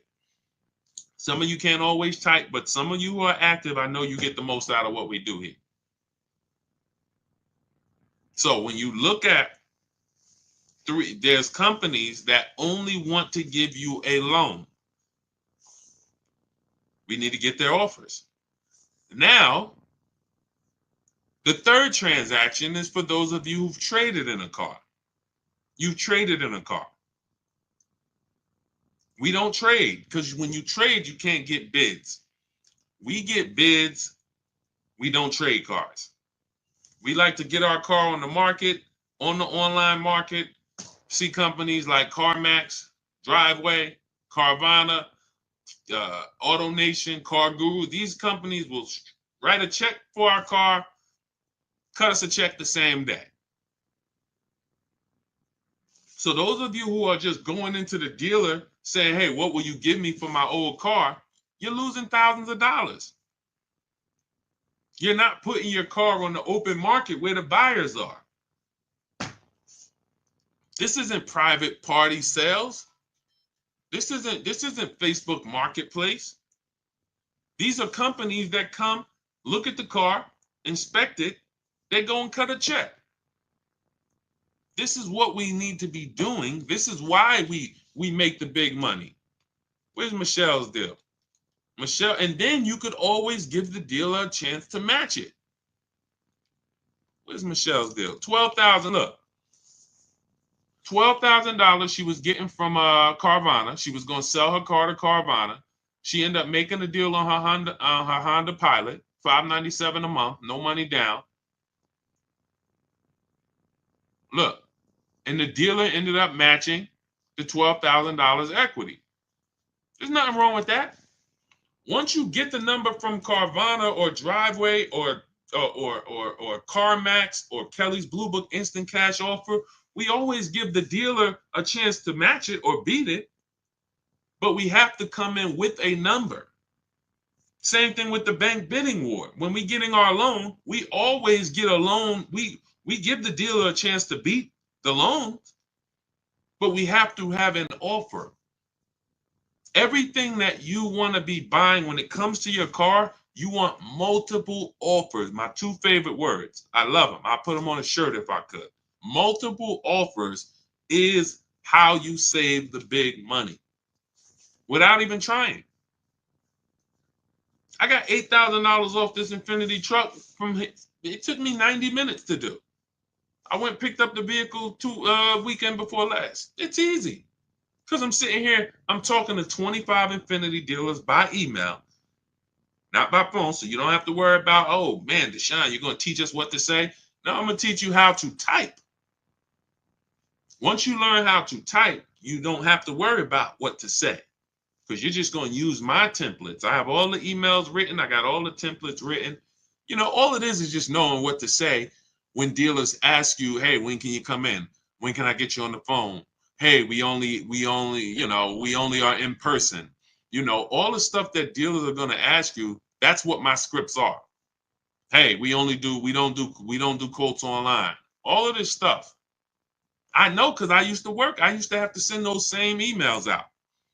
It's nothing new. So yeah, that's it. That's it. I would focus on, you know, getting your loan separate. I know I was talking about with bad credit. If I'm keeping a car long term, but I got a bad loan, that's a refinance issue. That's a refinance issue. I'm paying 20%. 2 years from now, my credit's 750. I refinance down to 6%. I'm keeping my car. But you have to make sure you get a great car. Now, let's say you're not a long-term person, fresh out of bankruptcy. You're like Deshone, I'm not keeping a car 8 years at all. Then you should be shopping for a lease. Now, you can't qualify for a lease right now. So the first thing you want to do is shop for an inexpensive loan. I call it a smart car. The least expensive car you can get a loan on. $7,000 to $10,000 loan. Something that your payment, again, this is not a flex. Deshone, I'm gonna get a $10,000 car. That ain't gonna be what I like. It's up to you. You can set yourself up to lease in 2 years, or you can set yourself back. Everybody with bad credit want to go out and flex. You're not gonna be close to leasing in 2 years. You go out, you get a $10,000 car, something small, something affordable, dependable, something that was 25,000 brand new, Hyundai Elantra, you know, Ford Focus, you know, something in that small category. You get something for 10,000, it's not going to be too old.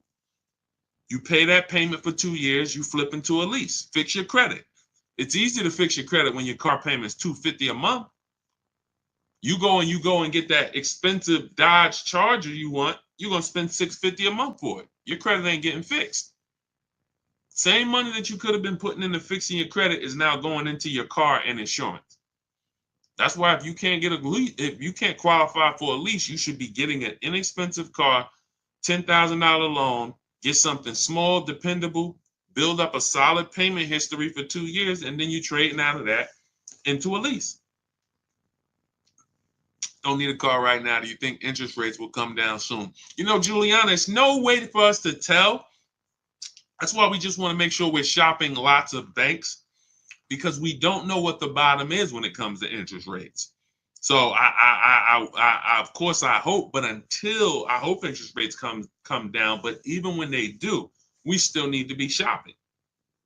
There's so many banks out here and credit unions. If a bank tells you your rate is 7.9%, what's to stop you? How do we know that that's a good rate? We don't. The only way we know it's a great rate is if we shop around, we get 5, 10, 15 offers for our rates. Now we know 7.9 was the best because everything else is higher. You see what I'm saying? That's the difference. Go ahead, Dolan. What's the highest doc fee you've seen? $8.99. It's a little obnoxious. Unfortunately, sometimes, you know, some of the dealers, if they win the bid, they might have a higher doc fee. But yeah, that's usually, and again, whether it's a used car or a new car, once they win the bid, if they're the best priced car, if they have the high doc fee, it doesn't matter. They're still the best. Okay, go ahead, Dolan.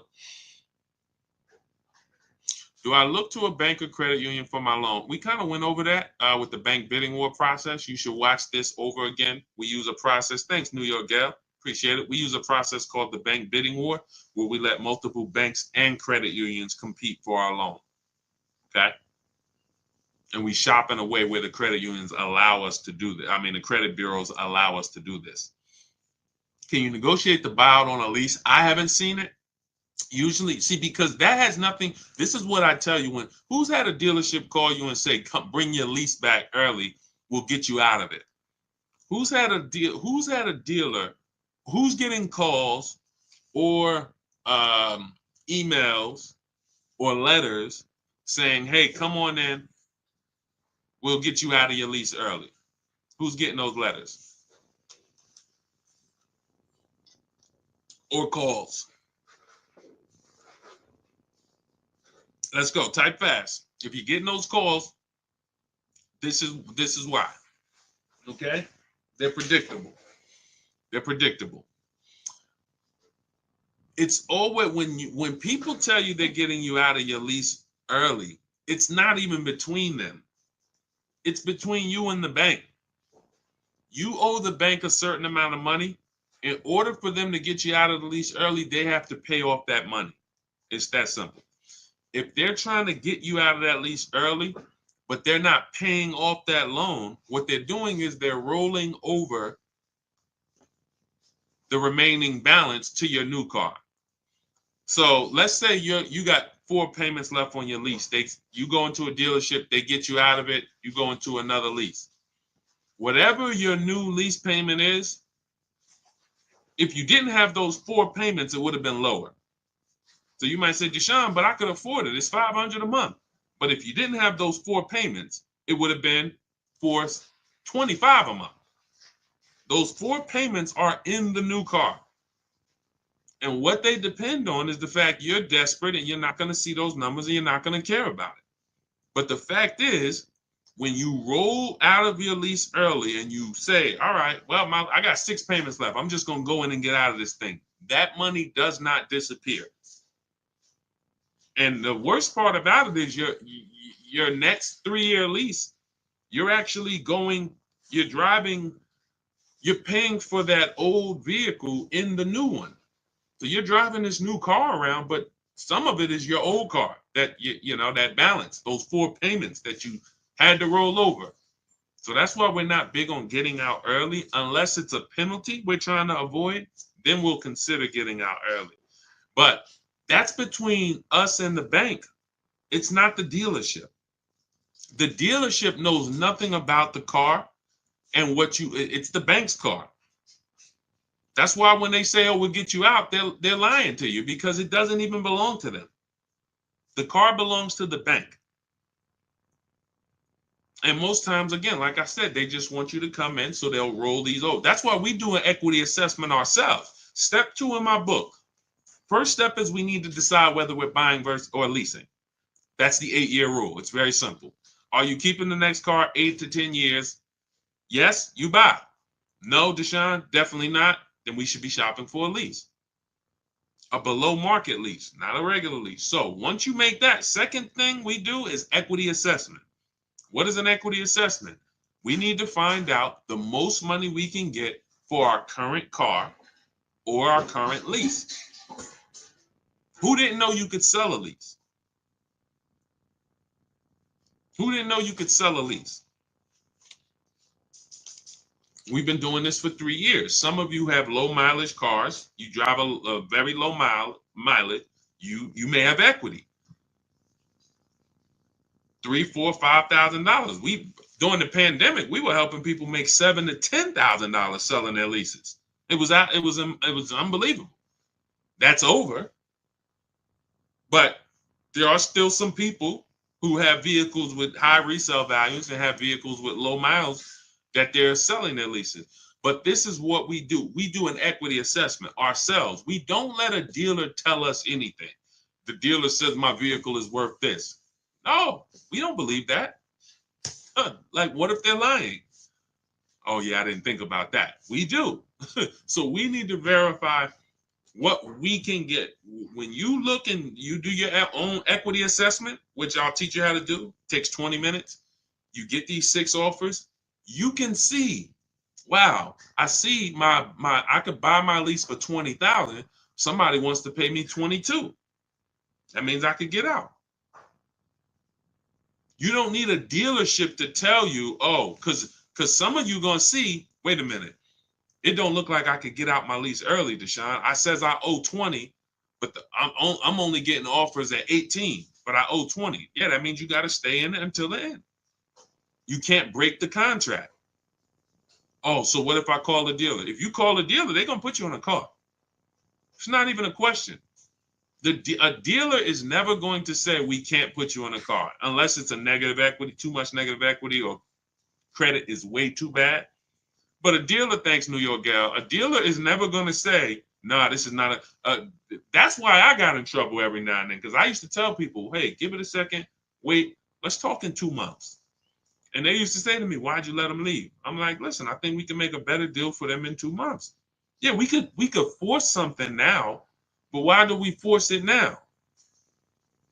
And that's the thing. They would rather force a deal, have you say, oh yeah, well, that's good, versus let's just wait 2 months for a much better situation. So these are the things when you're dealing with me, this is how we move. And anybody who knows me in New Jersey, they'll tell you this is the way I've been. I have not changed. When I worked for Mercedes, it was the same way. Somebody came in, tried to buy their lease out, I'm trying to slow them down and talk them out of it. What are you doing this for? This is a horrible idea. Somebody came in and they kept buying their cars and they should have been leasing. I'm talking to them. Hey, you know you're spending a ton of money. You could be leasing. And a lot of those people who are open to financial literacy, they listen. But that's the way I've always been. When you take this car buying thing seriously, you're gonna see how much money is in it.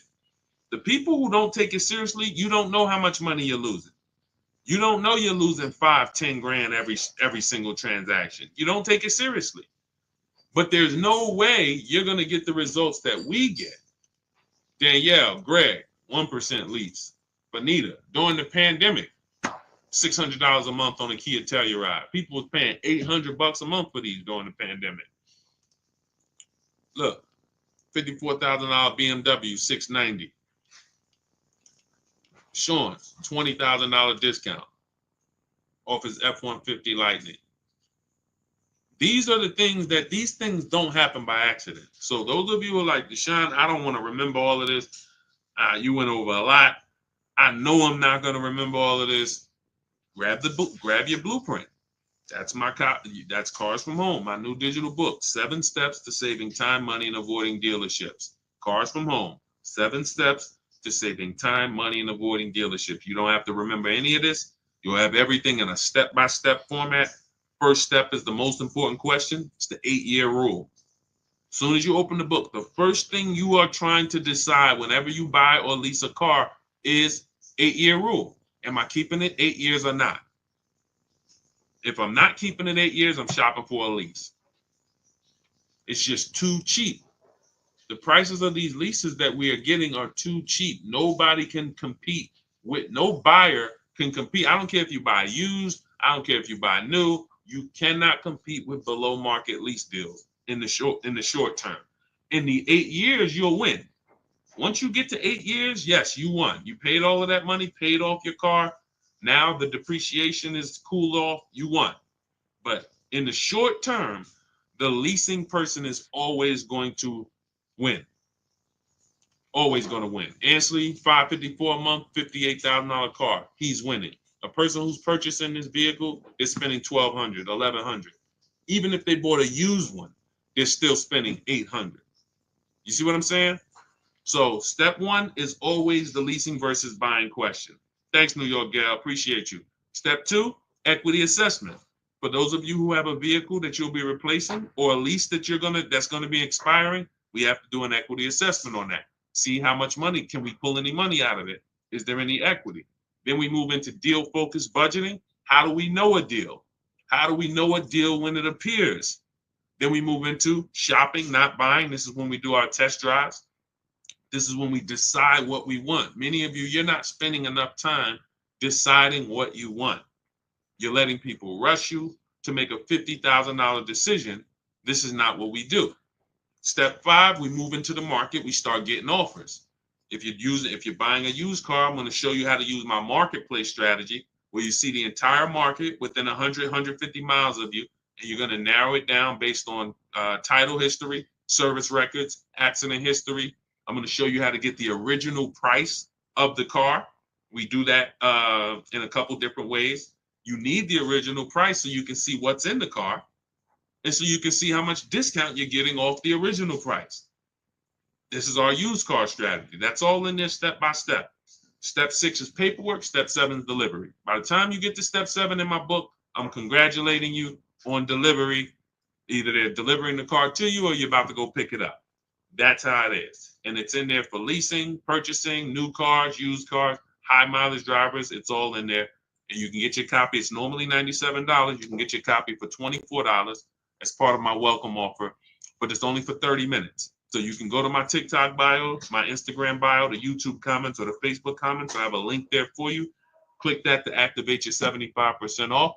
And then you'll see a button that says click the book. As long as you get there before the 30 minutes, you got your copy for $24. Okay, make sure as soon as you get your book, please screenshot the thank you page so you have my support team's email. Check your junk, check your spam. If your book is not there in 5 to 10 minutes, connect with my support team Monday through Friday. They'll make sure that you get your book. And lastly, for those of you who want to shop together, you want to consider, if you want to see if you qualify for us to shop together, there's a button there for you guys too. I have been shopping with people all around the country since 2021 for the last 3 years. This is where instead of reading, you guys have access. You'll have access to videos. You have access to coaching calls with me twice a month, our private Facebook group. However you decide you want to learn, doesn't matter to me. I just want to make sure you pay less than everyone else for cars.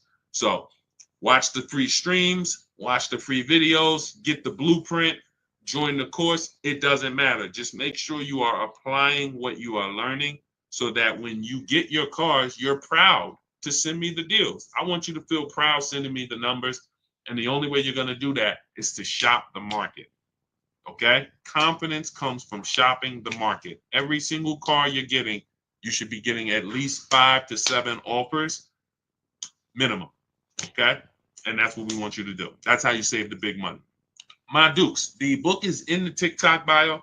Just click the picture of me. Go to my TikTok bio. You'll see a website there. That's where you'll get your 75% off at. Okay? Eliza, welcome. Welcome to the new followers. Thank you, everybody, for tapping in. We will be back for another stream. Everybody who got your book, enjoy it, use it, hold yourself accountable, stick with the steps, don't jump ahead. You shouldn't be at step 7 until you're picking up your new car. Okay? And for those of you who are working with me personally, I'll see you inside. I'll see you on our Facebook group. All right? God bless. Let's continue to unlearn so that we can relearn.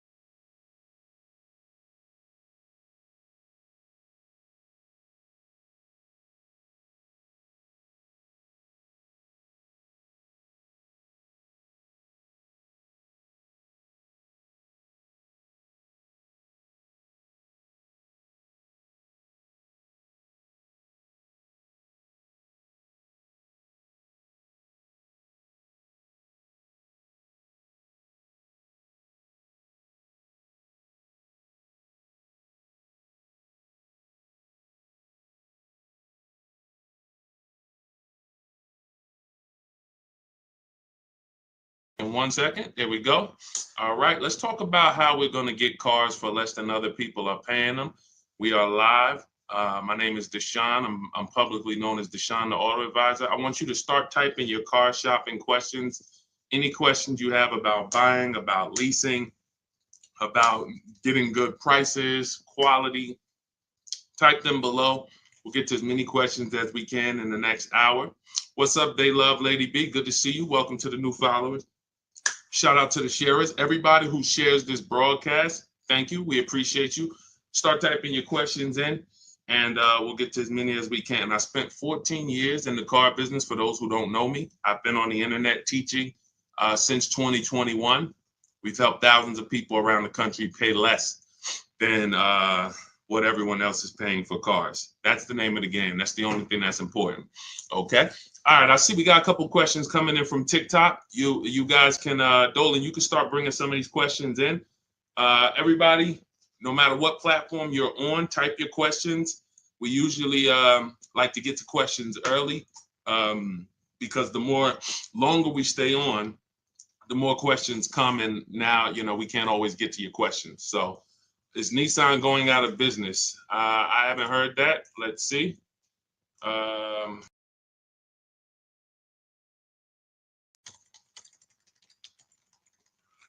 see it's a popular question online. So in dire straits, but could Honda save the day? Nissan will cut 9,000 jobs worldwide, cut production capacity of 25%, and totally overhaul its product lineup. Unable to reinvent itself after disgraced former CEO Carlos Ghosn was arrested. Okay, you might be onto something here. Nissan has just announced, November 2018, announced that its profits this year will be 70% lower than expected and suffered a $60 million loss last quarter. We'll see. In addition to slashing jobs, cutting production, y'all got to get out there and buy some Nissans. But listen, it takes a lot for a manufacturer to go under. A lot of the times what they're doing is they're overproducing cars.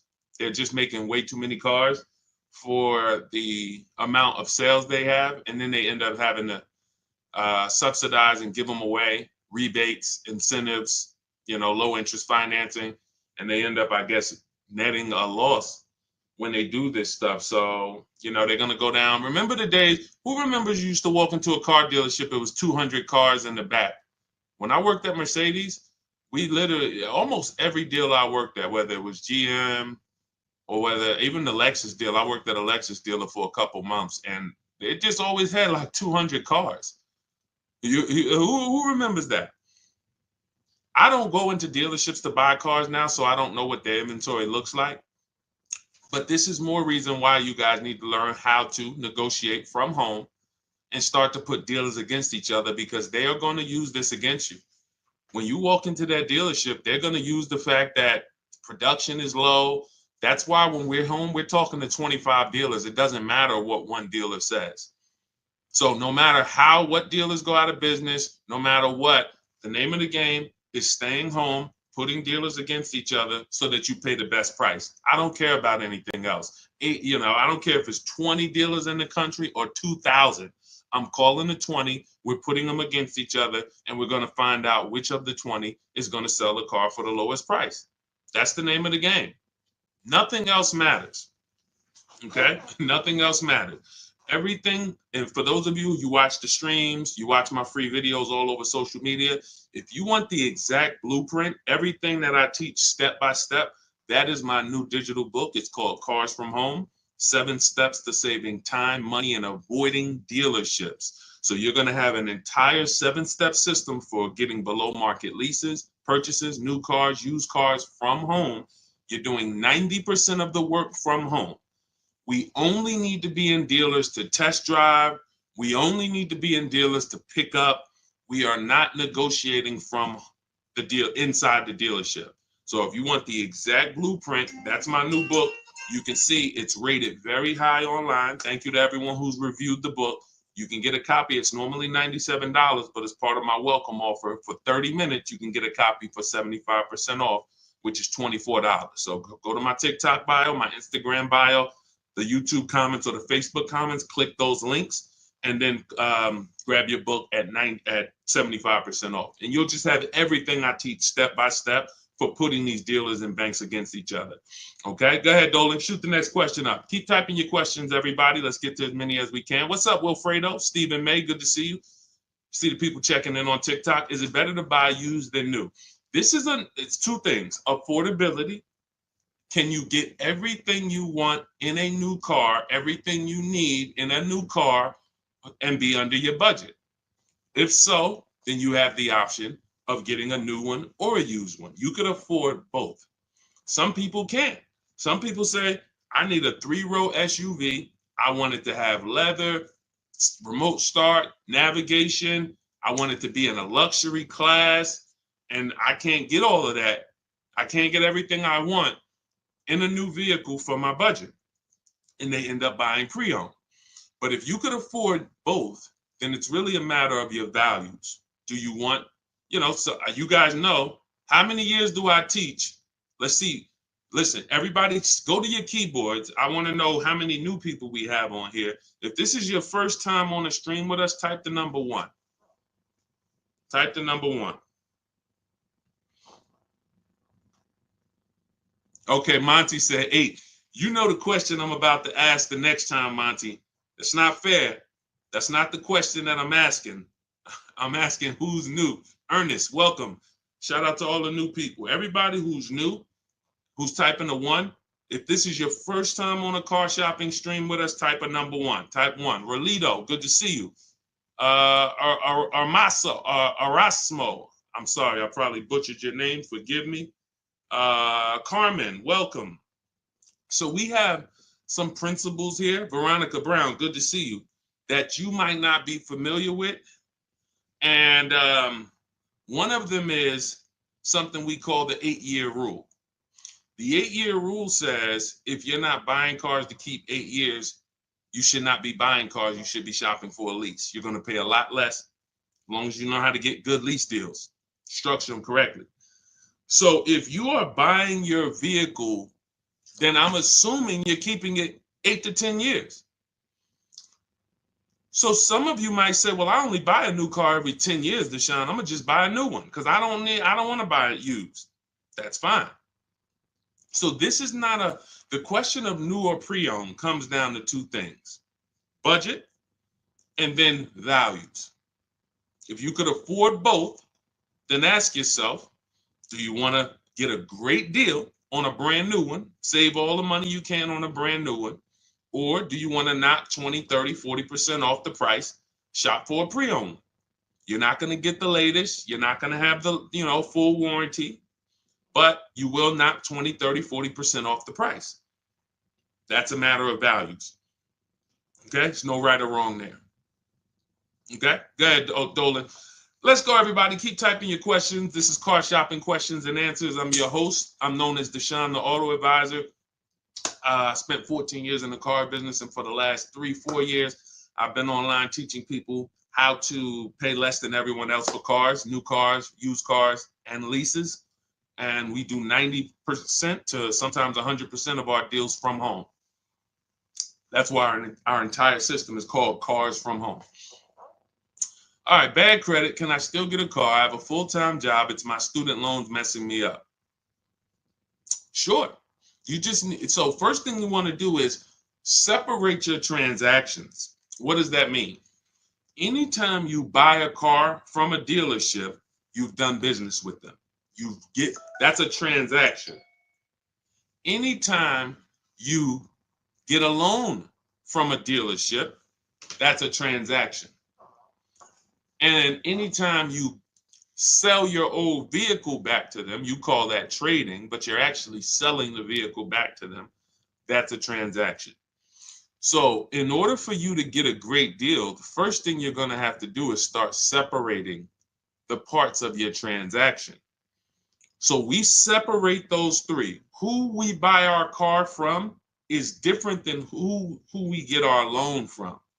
That's different than who we sell our car to. Because if you trade your car into a dealership, they give you $10,000. But you could have sold it to Driveway for $12,000, then you lost. Is that a loss? Can we all agree? Can we all agree before we move forward?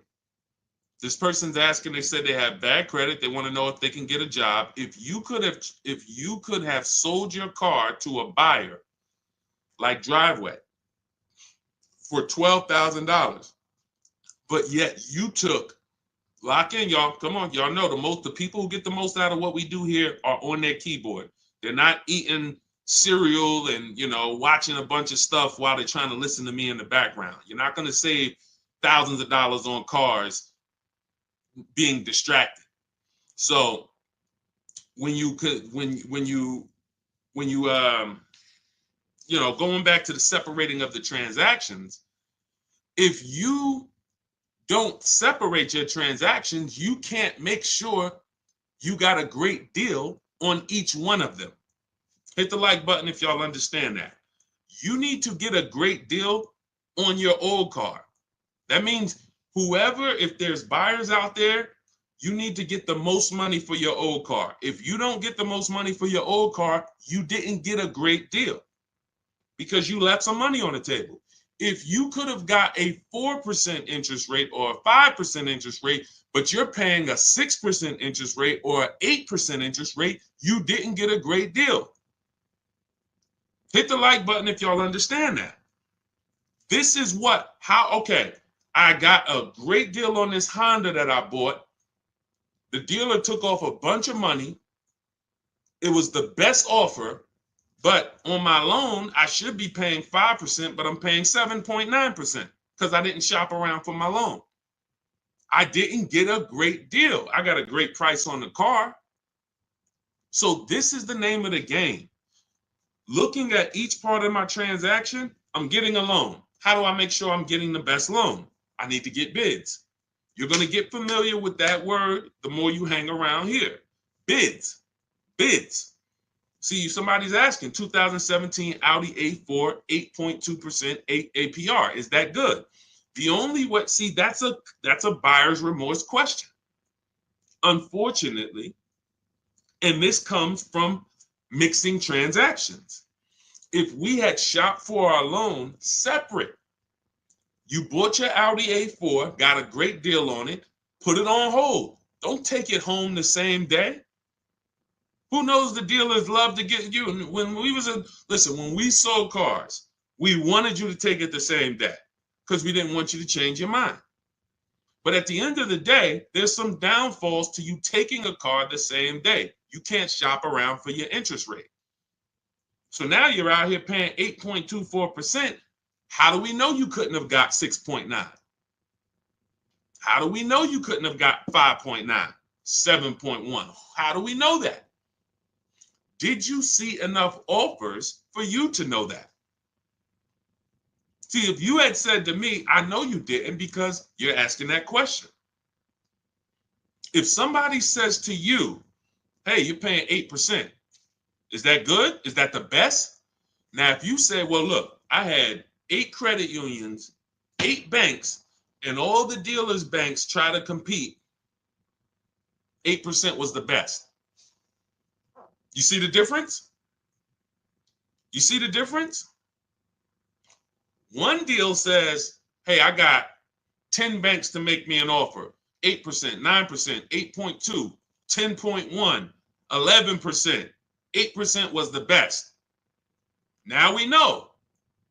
That's how we get rid of buyer's remorse. We must get offers. The reason you guys have buyer's remorse like you do and anxiety, even before you make a deal, you're not getting offers. So whenever you're about to make a deal, you hesitate because you don't know if it's a good deal. You can solve all those problems by learning the Cars from Home way to car shop and getting multiple offers. It's very simple. It's easy, much easier than what you've been doing in these dealerships, and it guarantees we got the best deal. I want you to move from this place of hoping to a place of guaranteeing. Okay? So what you're going to do with your credit not being good is you are going to determine first, are you a leaser or are you a buyer? Should you be leasing? Are you buying cars to keep 8 to 10 years or not? No, Deshone, I'm not. So if you're not, then your goal should be to set yourself up to lease. Now that might take you 2 years. You get you an inexpensive car, get a small $10,000, $12,000 loan, pay that payment, $250 payment, pay it on time, build up your credit. You're not going to drive the fanciest car. This is my plan for short-term people with bad credit. It's in my book. It's in everything I teach. If you have bad credit, you know, Deshone, I should be leasing. I want to be driving brand new cars, like the people you show in these streams, paying cents on the dollar, super low payments, but I don't have the credit yet. You're setting yourself up. Let's get set up for the lease. And if you're a person with bad credit and you are going to keep the car 8 to 10 years, then you got to make sure you got a great car. Find yourself a great car. You can use our system, new car, used car. Once you find that, you use an independent lender. I have some I recommend in my book. And now, LendBuzz is one of them. LendBuzz is a solid company. You're going to pay higher interest because your credit's not good. But in 18 months or a year or 2 years, when you fix your credit, now you refinance. So 2 plans for people with bad credit. One of them is short term, small car, flip out of it into a lease in 2 years, drive something you don't like for 2 years, pay it on time, fix your credit, be responsible, invest in your credit so that you can go out here and make power moves, and then you move into a lease. The second plan is for the long-term person with bad credit, 8-10 years. Fix your buy your car, get a great deal on it. You're going to pay 18%, 20%, 25% interest, whatever it is, and then you're going to fix your credit and refinance. Simple. Simple. These are the plans.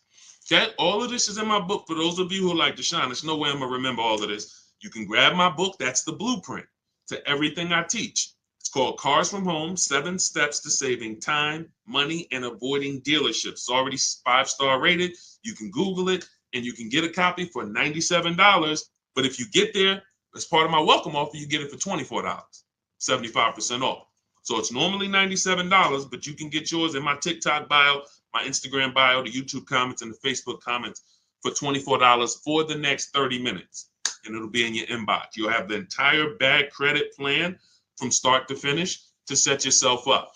Okay, so use that 75% off link in the comments or in my bios. But it's a digital book. So as soon as you pay, on that page is the link to open your book. I also email you a copy. Make sure you have my support team's email because some of you type your email wrong.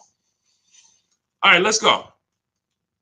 Let's go. Go grab your book. Come on back to the stream. And that's just those of you who don't want to bother remembering all of this stuff. You're not taking notes. Our price is going to be low. Wagoneer with such back orders. I don't care about any. If I'm shopping for a Wagoneer.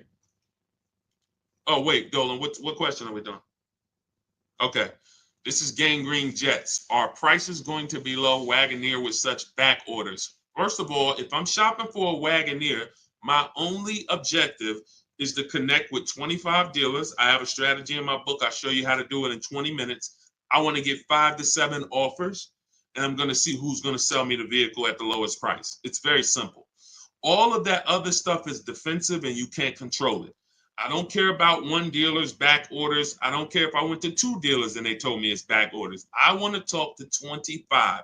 Whenever we're shopping for a new car or a lease, we are speaking online by email through to 25 dealers. I already have the scripts for you. Now you could do this yourself.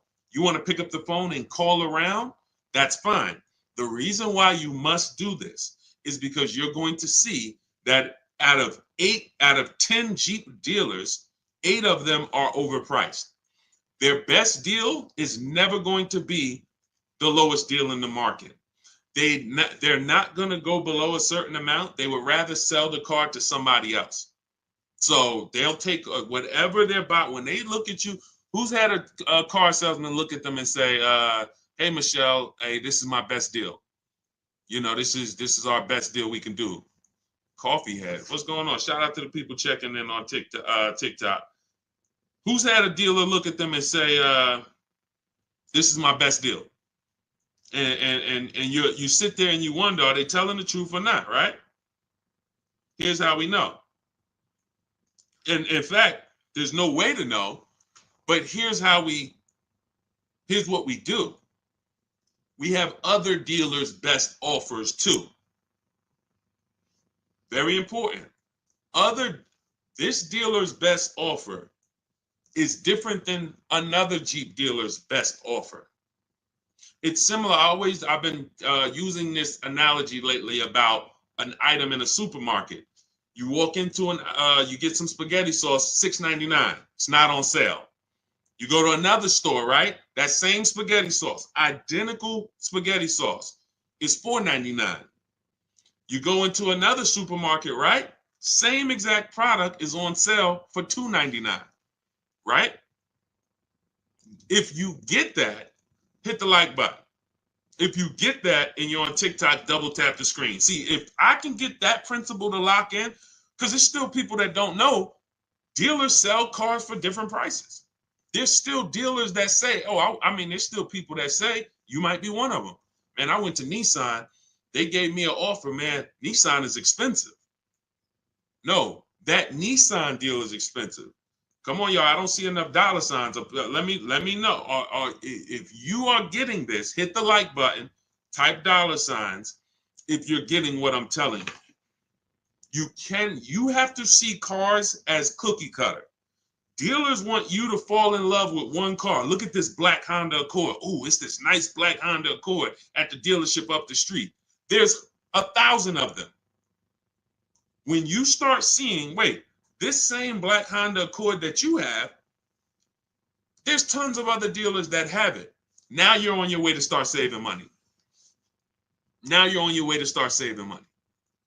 You're not going to save the money you're not going to save the big money on any car thinking this is one of a kind.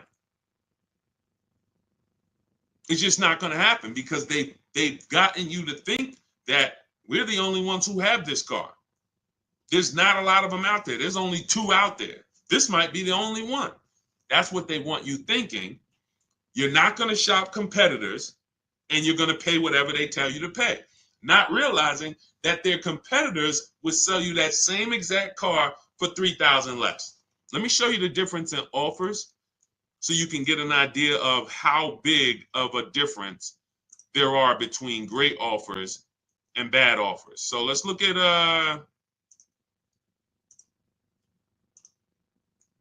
Teddy.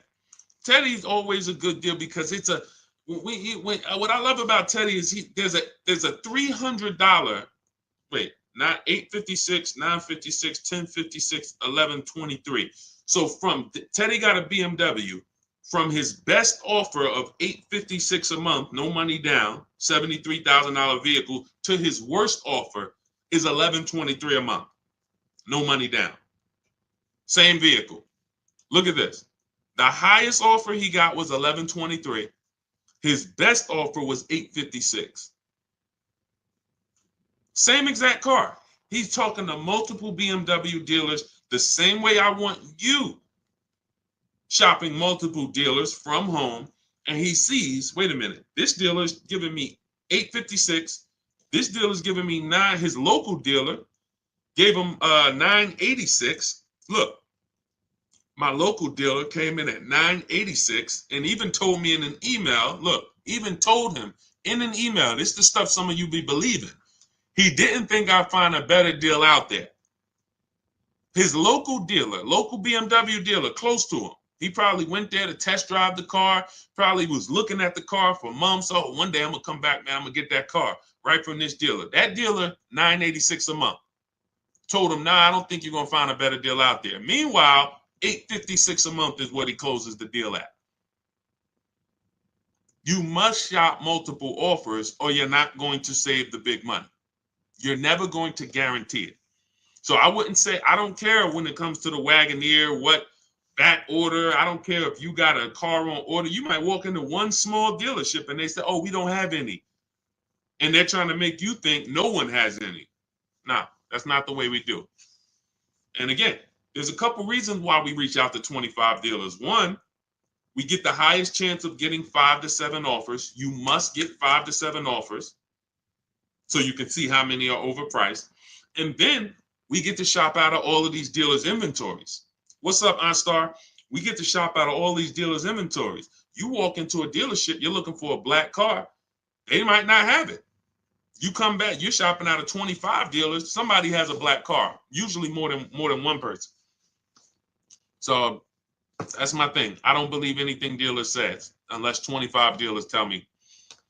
All right. Go ahead, Dolan.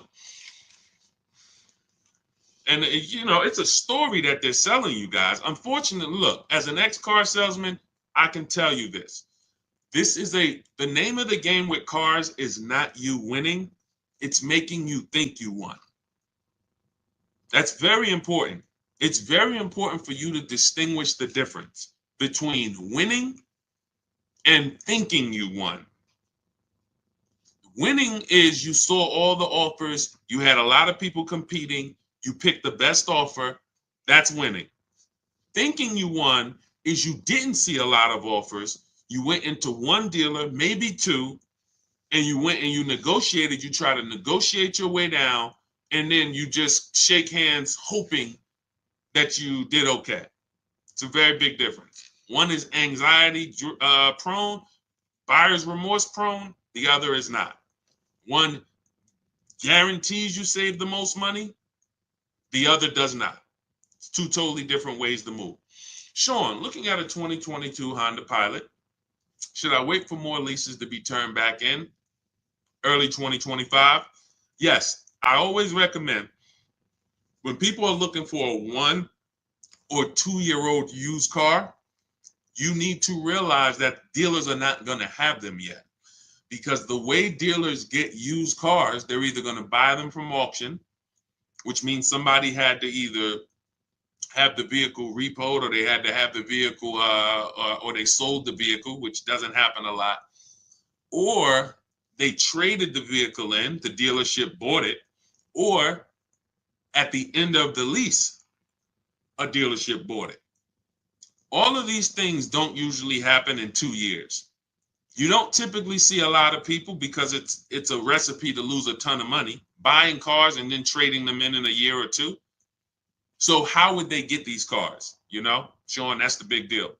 So what I always say is you're not going to see used cars until about 3 years. About 3 years.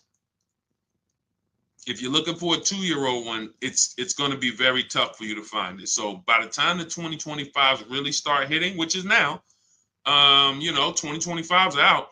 Now you should start to see those 2022s start to come back off lease right about now. And never buy listen, well, you're not buying a 2-year-old one or a 1-year-old one. So it doesn't matter. But yeah, that's what you would do. Wait until you're seeing enough inventory where you can start to see what the prices are. Because if you don't have enough inventory to see the prices, you're gonna guess. And now you're in trouble. You could be in trouble. You could be in trouble. Okay? So that's what you do. Go ahead, Dolan.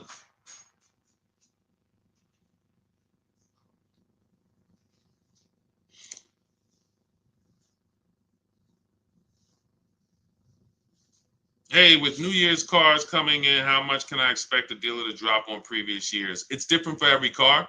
I'm going to show you a variety of discounts, and you don't want to guess. You do not want to guess, because you are going to lose. Like, take somebody, let's look at Tiffany. So I'm going to take somebody like Tiffany. Tiffany she used my book. She's using what you would learn. You have my book. You can use our systems to create this bidding process. She got $6,500 off. You can see right here, a $44,000 Mazda CX-90.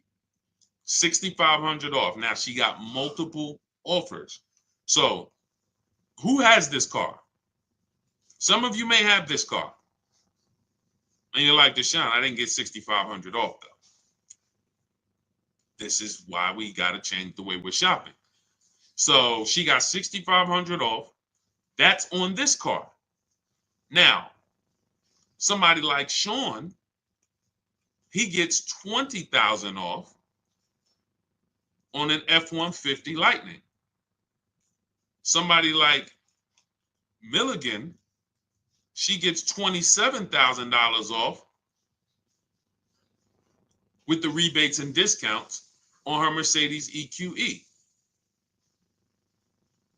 As you said, you saw Teddy, who I showed a little while ago. He said that his best deal, from his best deal to his worst deal, was $856 a month, all the way up to like $1129. So you have no idea how much the dealer who's going to win your business is going to take off. because you don't know what rebates are on the vehicle. You don't know what incentives they've given them. You don't know anything. Who cares? You come in and asking for the invoice price. If any of these people had paid invoice price that I just showed you, they'd be thousands of dollars poorer. If Tiffany, instead of 6,500 off, she just took the invoice price, she would have just paid like 4,000 more. If instead of 20,000 off, Sean would have took the invoice price, he's going to pay 17,000 more for his truck. So here's what I know about negotiators. This is why I say you negotiators, you don't really get good deals. I know you. I used to be a negotiator for a living. Here's why I tell you, you guys don't get good deals. You think you do. You don't know where the bottom is. And you go into a dealership and you are trying to feel for the bottom, not realizing that if you're dealing with what we call an 80% dealer, which is no matter how much they discount, they're never going below a certain amount, then you can't get them down. Once they say that's my best deal, that's my best deal, you take the deal, not realizing that a dealer that's 45 minutes away would have beat that deal by $5,000, $3,000. This is how it works. This is how it works. You cannot go in looking to feel for the bottom on a car. You don't know, you don't have access to any of the information to know what dealers truly own the car for and how much incentives and rebates they have. So what do? You get bids. It's very simple. You just get bids. See, what you want is you want a magic pill.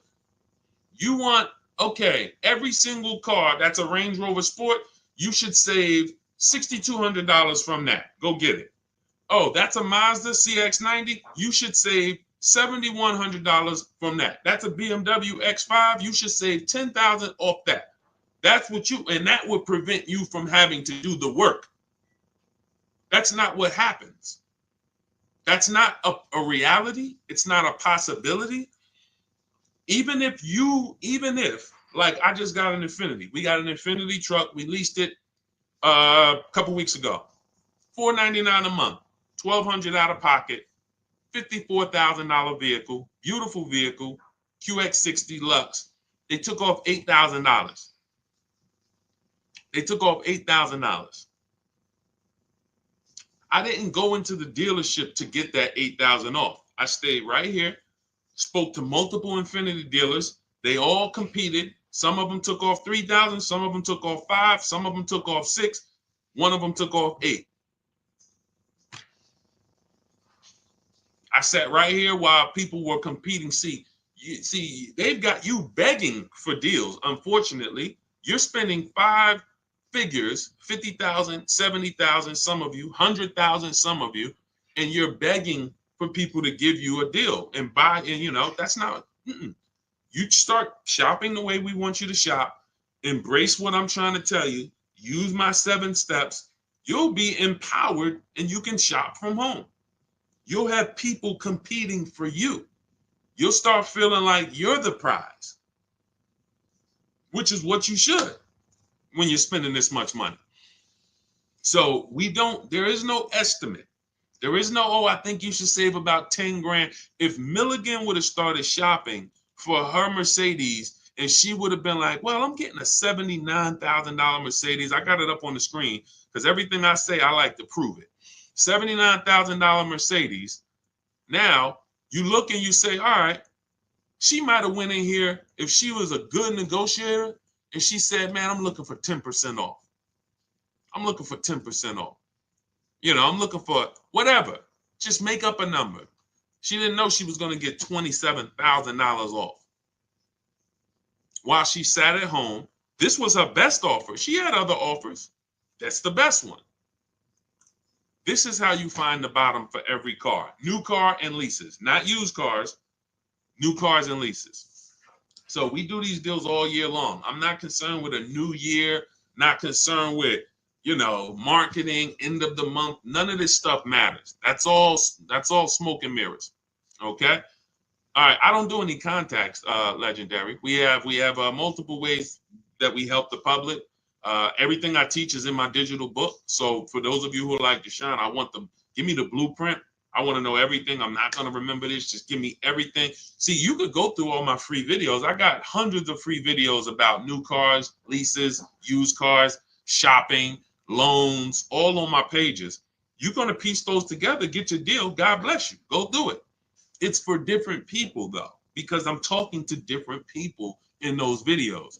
If you want to plan and you're like, okay, give me the exact blueprint for me, that's my digital book, Cars from Home, 7 Steps to Saving Time, Money, and Avoiding Dealerships. It's already 5-star rated. It's normally $97, but as part of my welcome offer, you can get a copy for $24, only for 30 minutes though. In my TikTok bio, in my Instagram bio, the YouTube comments or the Facebook comments, click those links, activate your 75% off, only for 30 minutes. And then your book will be in your inbox by the time we finish this stream, because it's a digital book. So as soon as you get it, come back to the stream. Make sure as soon as you pay, screenshot the thank you page. You're going to see your book is going to be on that page. You're also going to see my support team's email. Some of you type your email in incorrectly. We can't email your book to an incorrect email. So you have my support team's email. So go get it. That's my welcome offer to you. Now, for those of you who you have a different learning style, you prefer to learn with people. You prefer to do things as a group. You rather work directly with me. We have a pro. You can go to those same links, hit shop with Deshone, see if you qualify. Everyone's not going to qualify for that program, but you can go through that. And then instead of reading, you have a visual blueprint with short videos that I've made. You'll have coaching from me. We have a private Facebook group, and you'll have everything. It's different learning style for people who like a little bit more of a group. Just hit the button that says shop with Deshone. Okay. I don't care how you get the results. I don't care how you save money on cars. You could do it my way. You could do it your way, as long as you do it. And what I find is most people just aren't doing it anyway. They're not doing it any type of way. Go ahead, Dolan. Let's try to get through more. See, we got a lot more. So let's go. How do I drive the car I want? BMW 745 without paying an outrageous monthly amount. It's very simple. Money. When it comes, all right, so when you're buying, the only way you're going to save is you got to get money off the car, because when you are buying a car, a $70,000 loan is going to be what a $70,000 loan is. Only thing is interest is going to change. $70,000 on a loan is roughly $1,300 on a 5-year loan. $1,300. Maybe if you take a 6-year loan, you could get it to $1,200. That is what a $70,000 loan costs. Now, you might say, well, Deshone, I can't afford $70,000. Okay, it's 2 ways. You're either going to purchase it and put money down so that your loan is not $70,000. Deshone, instead of $70,000, I put down $20,000. My loan's only $50,000. All right, you got $1,000 a month car payment. $900 a month if you take it for 6 years. And I see some of us on here, and I know what you're thinking, Deshone. My payment's lower than that. You took a longer loan, and I don't like talking about those things. I don't like to talk about people with 8-year loans on cars, or 7 even. That's like if I'm in a $1 million house, but I'm in a 50-year mortgage. Yeah, I'm living in a mansion, but my mortgage is 50 years, not 30, not 15. I stretched my way into this house. I didn't comfortably move in. I couldn't afford the mortgage for 30 years. I had to get a 50-year mortgage to live here. That's how a 7-year, 8-year, 9-year loan is. You're just paying too much for a vehicle. You're paying too long for a vehicle. And at a time where your car's paid off, you should be putting money away. You're still paying monthly payments. You should be putting money away for repairs and for upkeep. So that's how you buy. You can't change. Now, what you can do is you could look at leasing. If you're not keeping your cars 8 years, you saw Teddy's deal on his BMW. We got 2 BMW deals I'll show you. Tope got her BMW i4 eDrive, $54,000 vehicle, $690 a month. Beautiful car payment. $690 a month, $54,000 vehicle. That's a 1.3%, 1.26% lease. Beautiful. Or look at Danielle on her Audi, $44,000 vehicle, Audi A3, $550 a month. And where's Teddy on his BMW? Oh, look at Kimberly on her Maserati, $91,000 Maserati, $944 a month. That's a 1% lease. This is extreme affordability for these cars. $73,000 BMW Teddy, $856 a month. So that's the two ways. When you look at your BMW that you say you want, you cannot magically make that payment something, oh, I want to buy that $70,000 BMW. Get me the $600 a month. They'll put you in a 10-year loan. You'll roll out of it, and they'll get 15 grand out of you. How much could you put down? I could put down like 15 tops, but I got to be at like 600. No more than 7. All right, good news. We got you to you give us 15. We got you to 709 a month. Oh, for real? Can I take it today?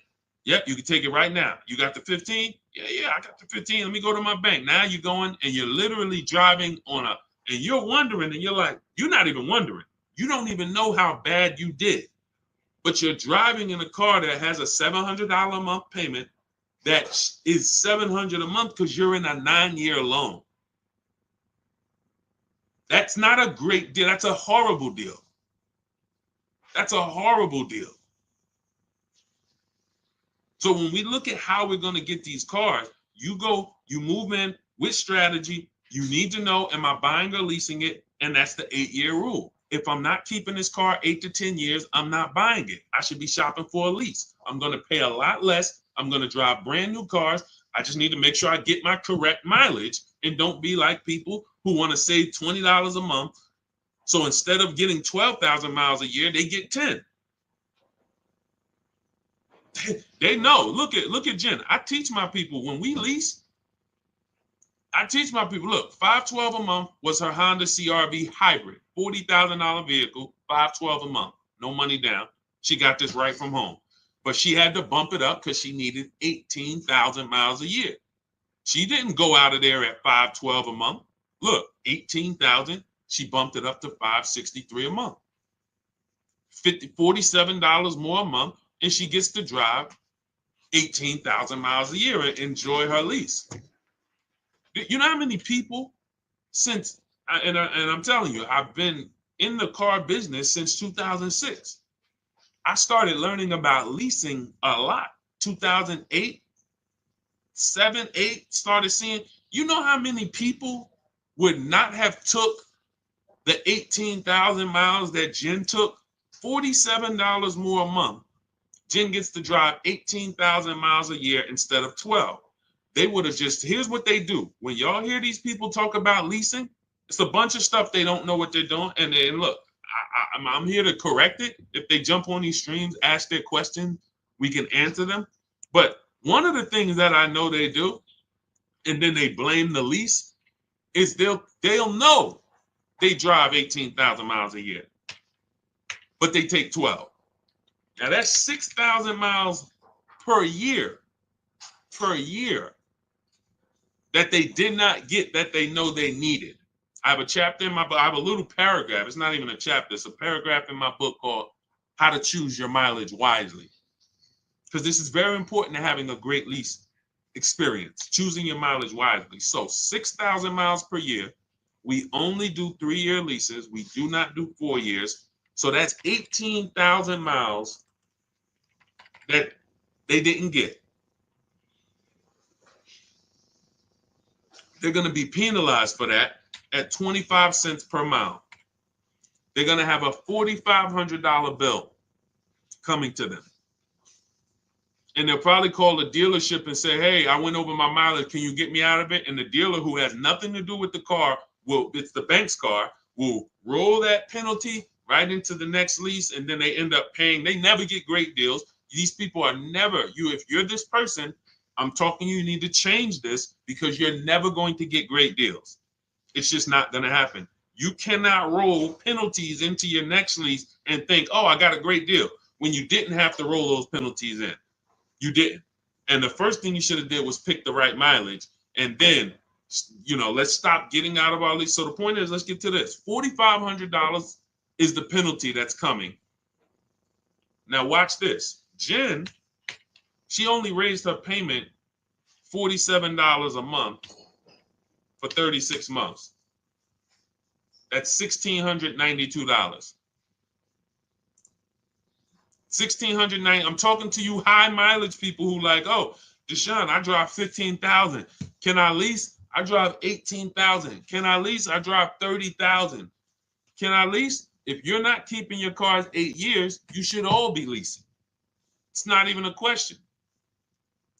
So $1,692 Jen pays to drive 18,000 miles per year. She pays an extra $1,692, but what she does is she avoids the $4,500 penalty. That's what, it's always cheaper to get it up front, a whole lot cheaper. So choosing your lease mileage wisely is so important. That's why, again, you see these people talking about, oh, I had a lease. Yeah, I went over the mileage and they billed me. That's your fault. I went over mileage and I bought the car and I ended up losing so much money. That's your fault. You shouldn't have bought the car. Now, don't buy a leased car because you went over mileage. Deal with the penalty. Let's make a deal. Roll with penalties in separate. Like, don't buy the car. And this is more than we could even talk about on this stream right now. But this is what we're seeing. I'm seeing people make horrible decisions. There's 17 million new cars sold a year. That number, and there's 40 million used cars sold. Half of those people buying used cars should be leasing, and they don't even know it. They don't even know it. Half of the people who are buying, spending $400, $500, $600 a month to buy a used car should be leasing, driving new cars, and they don't even know it. They're spending tons of money driving old cars, and they could be driving new cars for the same amount of money because they're not keeping them. They're not keeping them 8 to 10 years. They trading these cars in 3 and 4 and 5 years, losing tons of money. That's why we got to spend so much time on this. If I could get people to understand the leasing thing, your life is going to start to change when it comes to cars. Okay? Go ahead. Go ahead, Dolan. Go ahead, Dolan. Shoot the next one up, my man. We got time for a few more. When you say 1% to 1.5% of MSRP, does that include taxes and fees? Yeah. Somebody's asking a question on how we judge great lease deals. First of all, the 1% lease rule has been around. If your lease payment was 1% of the MSRP or less, you stole the car, it was great value. Doesn't mean it's the best deal you can get. Very important to understand that. Just because you don't go in and say, get me to 1%. That doesn't mean it's the best deal. This is how we're gauging value. 1% means when I add up all those payments, what I drove for the MSRP, if I'll give you an example, $40,000 vehicle, a 1% payment would be $400 a month. $400 a month times 36 months is $14,400. Now that's going to include, that's how much I'm giving the bank to use their car for 3 years, $14,400. Here you go. Once that's done, I got to compare and say, well, if I had bought that $40,000 car plus taxes and fees, I'd have probably been around $44,000. But yet, over a 3-year period, I only paid $14,000. That's great value. Now, when we go into the 1.5%, now we start adding up all the payments and seeing when there's no longer value there. There's no longer value in leasing this vehicle at over 1.5%. Because if we take that same scenario, $40,000, then a 1.5% payment would be $600 per month instead of the $4. And now we multiply that for 3 years, that's going to be $21,600. So now we're getting close to the halfway portion where over a 3-year period, we paid almost half. We can't get to half. We can't. If 44 is half, then we're not trying to be over half. Your car is not going to depreciate more than half in 3 years. At the most, it usually will get to, close to half, especially the ones that depreciate rapidly. You'll get 45%. That's why we got to cap it somewhere. That's why that 1.5% is listen, people didn't know they were getting bad lease deals. When I announced the 1.5% rule, people started hitting me and saying, yo, D, I can see that I didn't get a good lease deal. I thought I did. And that's just the reality. We need to know that. We need to know, when is it we paid too much for a vehicle we're giving back to the bank? When have we paid too much for a vehicle we're not going to own? That's why the 1 to 1.5% rule exists. But yes, it does include all taxes. 1% includes the taxes. That is your payment. When we shop for a lease, we have a very specific way. I have in my book a strategy I call the 25 to 5. Everybody who learns from me, you know this strategy. We connect with 25 dealers online. You're going to use my email scripts and templates, and you're going to get 5 to 7 offers from those 25 dealers. Now, once you get those 5 to 7 offers, you're going to see a big range, but we get the offers with no money down. Everything we do when we shop, the Cars from Home way, is always with no money down, whether you buy or lease, because it's much easier for you to see if you're getting a good deal when you're not putting money down. When you start putting money down, it starts to confuse the deal. And unless you're really, really good at math, it's going to be hard for you to see that you might not be getting a great deal. All right. So now we shop with no money down, 12,000 miles per year, taxes and fees in the payment. We tell the dealer, assume tier 1. Many of you are having problems car shopping online because you just don't know what to give the dealer. The dealers don't have everything they need to even give you an offer. That's why we have templates where we tell them the cars we have in our household so they can see, do we qualify for any rebates? We tell them what we do for a living so they can see, do we qualify for any incentives there? We tell them our zip code so they can factor in the taxes. These are all things I have built out for you in these templates when we shop for new cars and leases. Now, used cars are a different strategy because we use a marketplace strategy. It's like shopping on Amazon when we're shopping for used cars. But with new cars, this is the format. We tell people, this is how you submit your offers to me. And if they submit them differently, we tell them, please submit them in this format. Because tons of people are going to try to offer y'all leases with money down, $3,000 down, $5,000 down. We only get offers with no money down. First month's payment only, that's it. When you lease, you pay at the beginning of the month, you give them your payment, you drive off. That's all we're giving. When we are getting offers, that is how our templates are set up, and that's how we're able to screen the offers. You are having a big issue screening your offers because they're all coming in a different format. This deal is doing $2,000 now. This deal is doing $5,000 now. This deal is doing $2,289. This is why it's a formula. Part of why internet salespeople exist is to make it hard for you to shop online. They want you coming into the dealerships so that you can go and negotiate with them, and that keeps you from shopping their competition. That's what internet salespeople's job is. It's not to sell you a car online. Who's tried car shopping online lately? Is it good or bad? Who's tried car shopping online lately? Just type good experience or bad. Good experience or bad. Let us know. Good experience or bad shopping online. Car shopping online. Jim, I have the emails already. I can't walk you through the emails because I wrote them all. I have like probably 30 to 40 different replies for what they say. It would be too much for me to walk you through. That's just grab your book if you want to use the templates. They're all set up in there. If not, you got to deal with your own emails. The way I tell you guys, if you're going to do this your way, you need to be calling, ask for managers. That's the way I would do it manually if I didn't know what I know.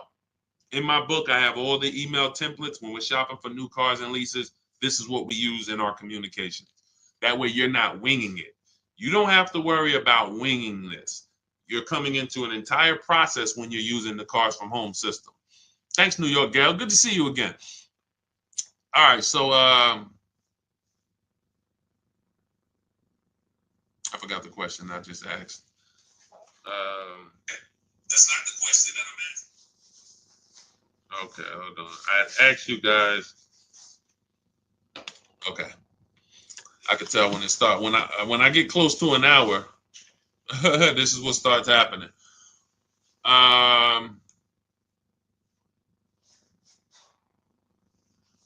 Hold on one second, Dolan. I'm trying to remember what I was just. What's the point we were just making? Okay, it's fine. Okay, Dolan, pull that next one up.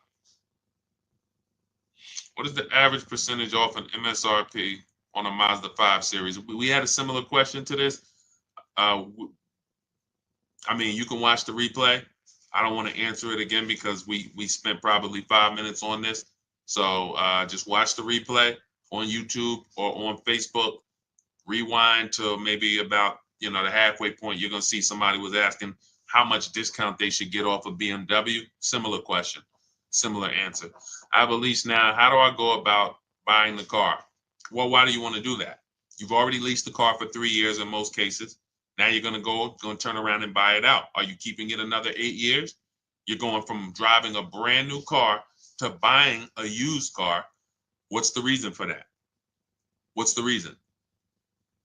That's all it is. People think this buying your lease out, it's all it is buying a used car. So what's the reason that we're going from, and the reason I'm asking this is because the reasons I see are usually bad reasons. Going from a brand new lease to buying a used car, people are usually doing it because they haven't made time to shop. They don't know how to shop.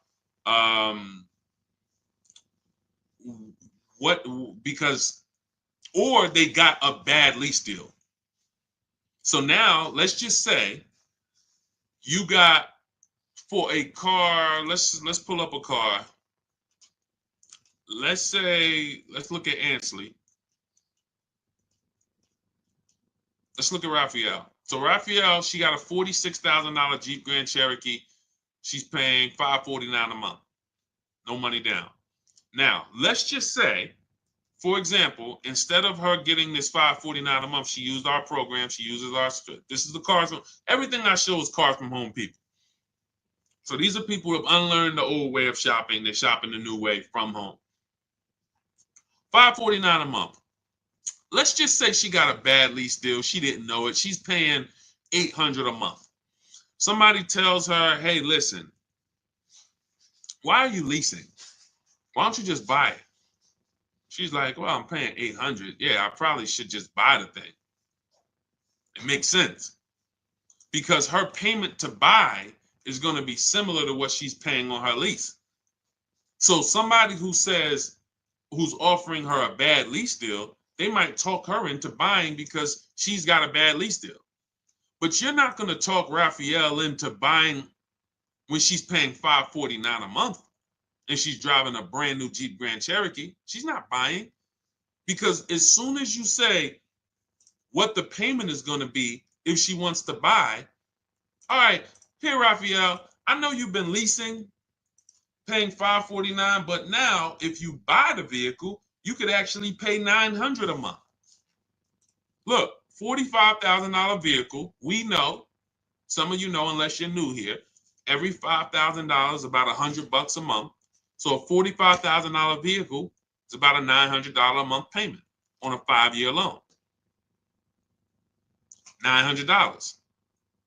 Now we look and say, all right, well, what if she buys her old one out, she buys a used car, maybe it's going to be like $25,000. Okay, $25,000. That's going to be about a $500 a month payment. Why would she go from paying $549 for a brand new Jeep that she can drive, and if anything breaks, she just takes it to the shop, She doesn't have to worry about anything to driving a used vehicle with no warranty paying the same amount. It doesn't make any sense. To me, it does. I mean, is that what's up, El Napoleon? Welcome to the community. Shout out to the new followers. Does that make any sense? See, it's the payments. People like, yo, Deshone, what is it about this leasing thing, man? You seem to, you really rave about it. First of all, not many people know about it. People have been taught wrong, and it's costing them thousands of dollars. The reason I love leasing is because I get to drive brand new cars for cheap. It's simple. Everything else is something people are adding to this thing. My neighbor, who when he met me about a year ago, his wife had a Kia Telluride. They had bought it. Very nice vehicle during the pandemic, Kia Telluride. $45,000 vehicle, whatever. He's paying $800 a month. He totals the car. His wife totals the vehicle, and said, his wife said, no, he said, Deshone, I noticed you teach this 8-year rule. If you're not keeping the car 8 or more years, you should be shopping for a lease. I said, that's right. He said, so I'm not going to keep it. I said, okay. He said, all right, so I'm going to shop for my lease. I said, cool. He gets a lease on a Kia Telluride, $479 a month. A brand new 2024, $479 a month. He was just paying $800. Do you think he needs anybody to tell him about leasing versus buying anymore? He just had the same exact vehicle in his driveway, taking $800 a month from his bank account, flipped to a lease, put no money down, and is paying $479 a month for the new version. You're just stuck. You got to get a great lease deal. You got to make sure your lease is correct. And again, if you're somebody who you keep in cars 8 to 10 years, this is not for you. But it might be for your daughter. It might be for your wife. When I see people, oh man, leasing is a waste of money. I buy my cars and I keep them till the wheels fall off. Okay, what does that have to do with the other people in your house? Is your son, your 19-year-old son doing that? No, he only keep his car. He gonna keep the car for about 4 years while he's in college. And you bought him a used car. Yeah, I bought him a used, like little Hyundai Elantra. How much was it? Oh, I got it for like 16. Okay, what's the car payment? I pay about $350 a month for him. Okay, perfect. So you're gonna pay $350 a month to get your child this used Hyundai Elantra that they're not gonna keep 4 years. They're only gonna keep 4 years when you could have put them into this brand new Hyundai Elantra for $365 a month. Brand new, all the latest safety. If you look at India's deal, $365 a month, no money down, $28,000 vehicle, almost $29,000 vehicle, $365 a month. But you got them driving a vehicle with no warranty. Got to have a tow truck on speed dial because if something breaks, you never know. What's on? Junior's out there, his car broke down. Now you got to call them, and you could have been paying $365 a month, same payment, and had them driving a brand new vehicle. Doesn't make sense. Now I can see if you wanted to go cheap, $2,000, $3,000, $4,000 vehicle, you just want to pay cash. But if you're going to have a payment, some of you should be leasing cars for your children. You should not be buying them old used cars and they're at college. A friend of mine said that. He's like, Deshone, man, I remember my dad got me a Ford Mustang. Man, I was so expensive, man. I said, you know what you could have leased a Ford Mustang for back then? Probably $499. Probably like the Dodge Chargers back then was leasing for $350 a month. People paying $700 for them. I like to buy my cars. So you're gonna pay $700 for that? Yeah, man, but I like to buy it, man. But I'm paying $350. Yeah, but you leasing yours. You realize we could drive the same place? Like, If we wanted to go on vacation to Florida, just drive down there, we can both go. You realize that, right? Yeah, but you leasing yours. You got to get that back in 3 years. This is going to be mine once I finish the loan. And how long is the loan? 6 years. Okay. This is what I've been up against.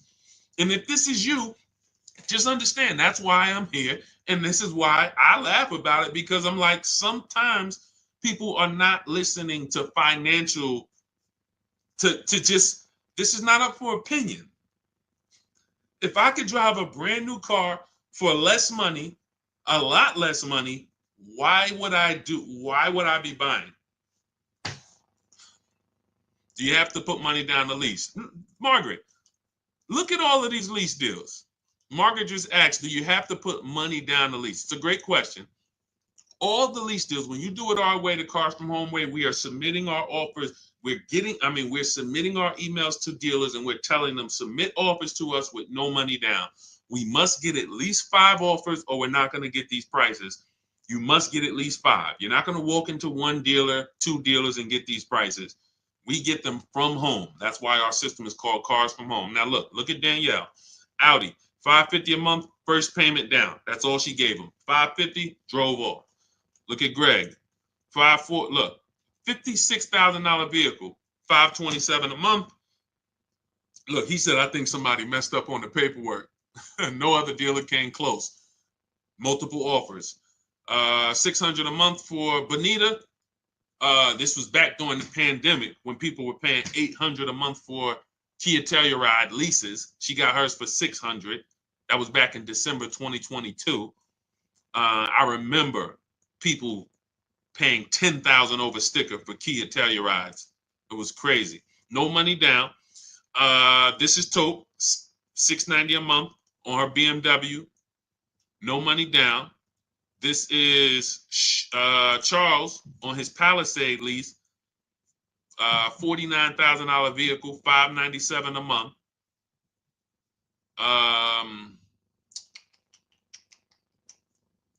See, all of these offers, look, Zafrina, $579 a month. And remember what I told y'all, 1% is not always the best. She got a 0.88% lease. So don't think, oh, I'm just going to walk in and look, I'm looking to get the 1%. Sometimes, depending on the deal and depending on the lease program, you could be under 1% if you're getting bids. But yeah, everything we do, Margaret, is with no money down. Everything we do. None of the strategies that I teach require money down. I'm teaching you how to shop with no money down, because money down has nothing to do with you getting a good deal or not. That's why it's not necessary. Put that together. Money down has nothing to do with if you're getting a good deal. Some people say, oh man, I got a good deal. I didn't have to put any money down. So if you walked into a dealership and they charge you, you're looking at a $50,000 car, they charge you $60,000. The car's $50,000, they charge you $60,000, $10,000 over. But they say, good news though, you don't have to put any money down. Is that a deal? No, right? That's the point. Money down, independent of the deal, has nothing to do with the deal.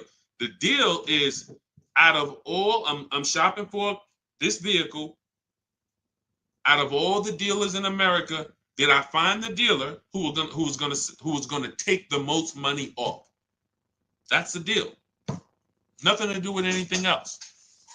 Now, your monthly payment and your budget, that's affordability. That's not a deal. Just because, look, I could go get a good deal on a Mercedes. Doesn't mean I could afford it. I could go get a good deal on a Rolls Royce. Might be $2,000. Somebody could come up to me right now. A Rolls Royce that's normally $5,000 a month. They come up to me and they say, hey, listen, I give it to you for $2,000 a month. I'm in an emergency. It's not in my budget. I can't pay $2,000 a month for a car. It's a great deal. You get what I'm saying? Affordability has nothing to do with the deal. The deal is we found a dealer. He's beating all his competition. He's taking off the most money. Here's his price. That's the deal. It doesn't matter if you could afford it or not. That means nothing. That means nothing. Hopefully you can afford it. Hopefully you're not looking at a car that is outside of your budget. But that is affordability, monthly payments, money down, zero to do with did I get a good deal. All that does is what did I want my payment to be? What did I want my payment to be? All right. So now everything that we're teaching is in my new digital book. If you're like, Deshone, I want the whole blueprint. There's no way I'm going to be able to remember this. So much stuff we didn't even get into. We didn't get into high mileage driving. We didn't get into high mileage leases. We didn't get into rebates and used cars. We didn't do any used cars. Talking about how we shop for used cars and how to narrow it down. There are deals everywhere. And there's been deals everywhere. But one thing I can say, for the people who don't know what they're doing, there are no deals. For those, if you're like, man, I feel like there's no deals out here. I feel like everything is overpriced. For you, it is, because you don't have any strategy. You're winging it. And the second most expensive purchase of your life, you're just freestyling it. And you're going to do this multiple times. It's different with a house. Some people only buy one house in their whole life, maybe three. You're getting cars for you, your family, your household. You're doing this several times throughout your life, and you're freestyling it. That's why you're not going to save the big money. That's why you're not going to have the peace of mind, the buyer's remorse. But if you come out of that, unlearn all of that, the way that they programmed you to car shop, start to stay at home, learn how to make dealers bid, how to make banks bid. That's another thing we didn't go into today. We didn't go into loans or making banks bid for our loan. This is all in my book. So if you guys are like, man, you know what? I want the whole blueprint. Give me the step-by-step. That's Cars from Home. 7 steps to saving time, money, and avoiding dealerships. It's a digital book, so it'll be in your inbox in literally 5 minutes, normally $97. But as part of my welcome offer, you can get your copy for $24, which is 75% off, but it's only for 30 minutes. So you got 30 minutes. Go to my TikTok bio, Instagram bio, the YouTube comments or the Facebook comments. Click those links. That's going to activate your 75% off. And you'll have everything I teach. Leasing, below market purchases, new cars, used cars, bad credit strategies, negative equity. Some of you are dealing with negative equity. It's all in there step by step. So once you pay, make sure you screenshot and save the thank you page. You can open the book directly on that page, but I also email you a copy. But sometimes you type your email wrong. I can't email a copy to a wrong email. So you'll have my support team's email. If that book isn't in your inbox in 5-10 minutes, Monday through Friday, reach out to my support team so they can make sure that you get your book. For those of you who want to work directly with me, if you qualify, click those same links and you can see, instead of reading, you might want a video experience and you might want to work with me on Zoom calls. We do 2 Zoom calls a month. And then we have a private Facebook group with over 1,500 people in it that have come before you. If that's more of your learning style, then you can hit the button that says Shop with Deshone, and you can see if you qualify for us to shop together. Other than that, I put the information out. We don't hold back. There is no, hey, if you pay, this is what you get, except I have calculators. So there's things I can't give because I built them inside my book. There's like 5 different calculators, custom calculators that we use, budgeting calculators you put all your lease offers into, and then it tells you what to counter. Same thing with purchases. So I got a ton of stuff in there that's proprietary, but everything else I give away. I don't hold back anything in these streams. But I just know some people are like, I don't want to remember this. I'm not gonna remember this. Let me go deeper and make sure I have access to everything I need to know to save thousands of dollars on cars and time. People spending 5 hours or 2-3 days in dealerships. This is ridiculous. It's not necessary. Hey, you'll wonder why you didn't come over sooner, because it's out of control. People going back to the dealers 2-3 days. Let me see if I can get some more money off. Anyway, it's not a good way to do business. So shout out to everybody who grabbed your book. Thanks for checking in. I think we went as thorough as we could today. We'll have a lot more coming. No, you cannot use, Naya, you can't use anything to negotiate your lease. She said, can I use Edmunds to negotiate my lease? Nothing is going to do the work for you. Unless you're hiring a team who is going to go do the work and watch this, show you the work. See, the difference with these brokers or people who you hire to say, oh, you just do it for me, is they're not actually presenting the offers to you transparently. If you shopped for me, then show me what each person said. Because oftentimes what's happening is you are just so scared, you just pay somebody or you let them control your entire transaction. Now they control who you're going to sell your old car to. They got your trade, they got your loan, they know who you're going to buy a car. They're controlling all of this. I know a lot of brokers here in the Northeast area, and they make a lot of money because they're treated as dealers. So if when I was a broker, if we did a deal, if the deal made $2,000, then we split it. My company got 1,000, the dealership kept 1,000. So they're brokers that are making 3, 4, 5 grand per transaction because they have your trust. So they're just going to tell you, okay, the best deal is up here at this dealer is $579 a month. Okay, sounds good. All right, I'm going to send you the credit app. That's not somebody shopping for you. That's somebody putting a deal together for you that made them money. You got a car. You cannot listen, we teach people to fish. If you're not seeing the market, nobody shopped for you. If you're not seeing the market, hey, here are all the blue Honda Accords within 100 miles. Here's how we narrowed it down to the top 5. This is the best choices. These have clean title histories. They have great service records, no accidents. These are the things. This is a market. This is how you make a $30,000 decision, a $50,000 decision. So no, I'm not. There's nothing out there that exists where you just say you do it. I mean, we have a shop for you system. I don't promote it because we're only doing it for a couple people. But I would rather you learn to fish because it's not hard. I'm not teaching you to go into dealerships and negotiate with them and remember a bunch of stuff and do battle. I'm teaching you how to stay at home and use a computer. Only people who shouldn't be working with us and still should be out there suffering is people who can't use a computer. God bless you. I can't do anything for you. Can't do anything for you.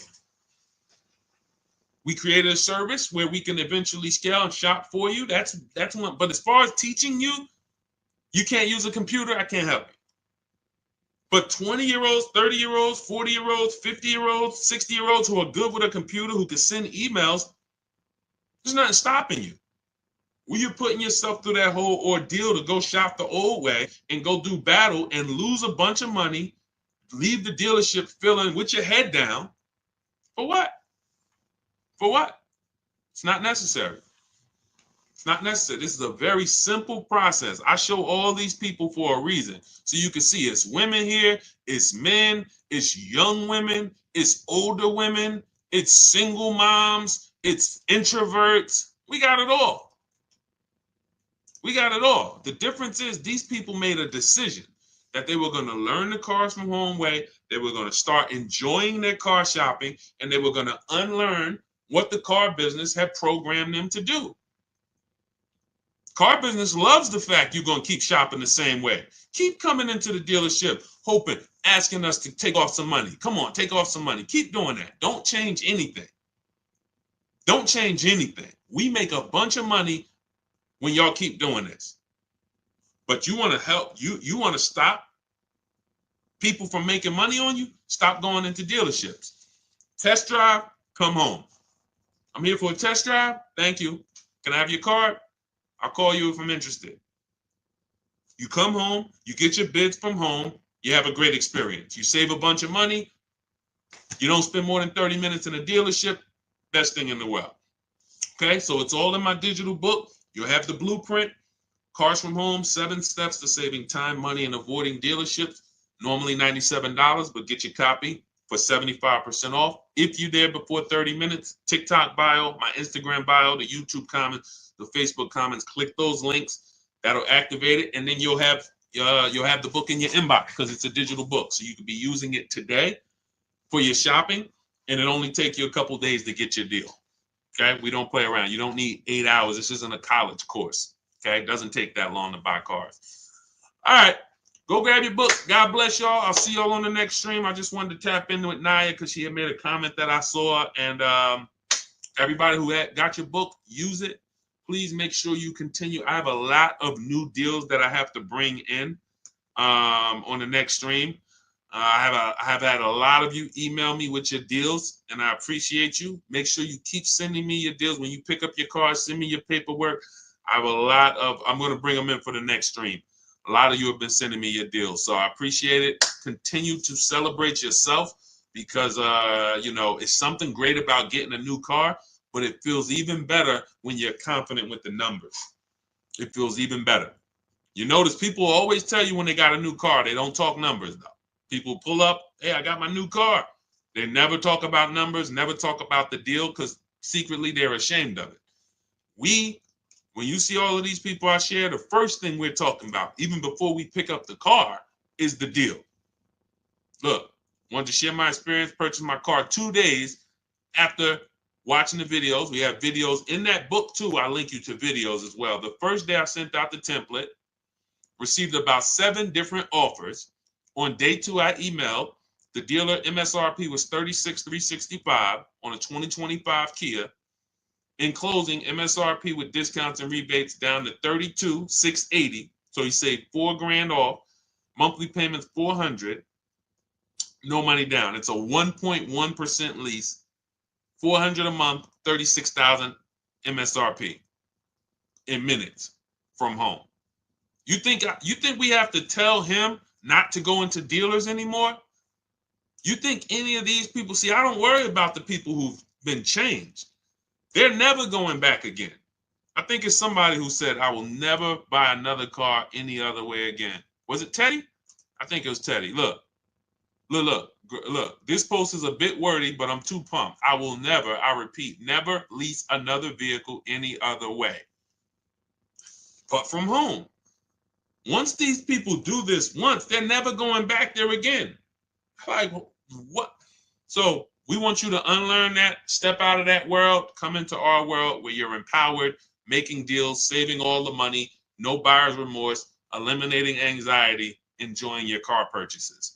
It's not too much to ask. That's what we do over here. So go grab your book. I'll see y'all on the next stream. God bless you.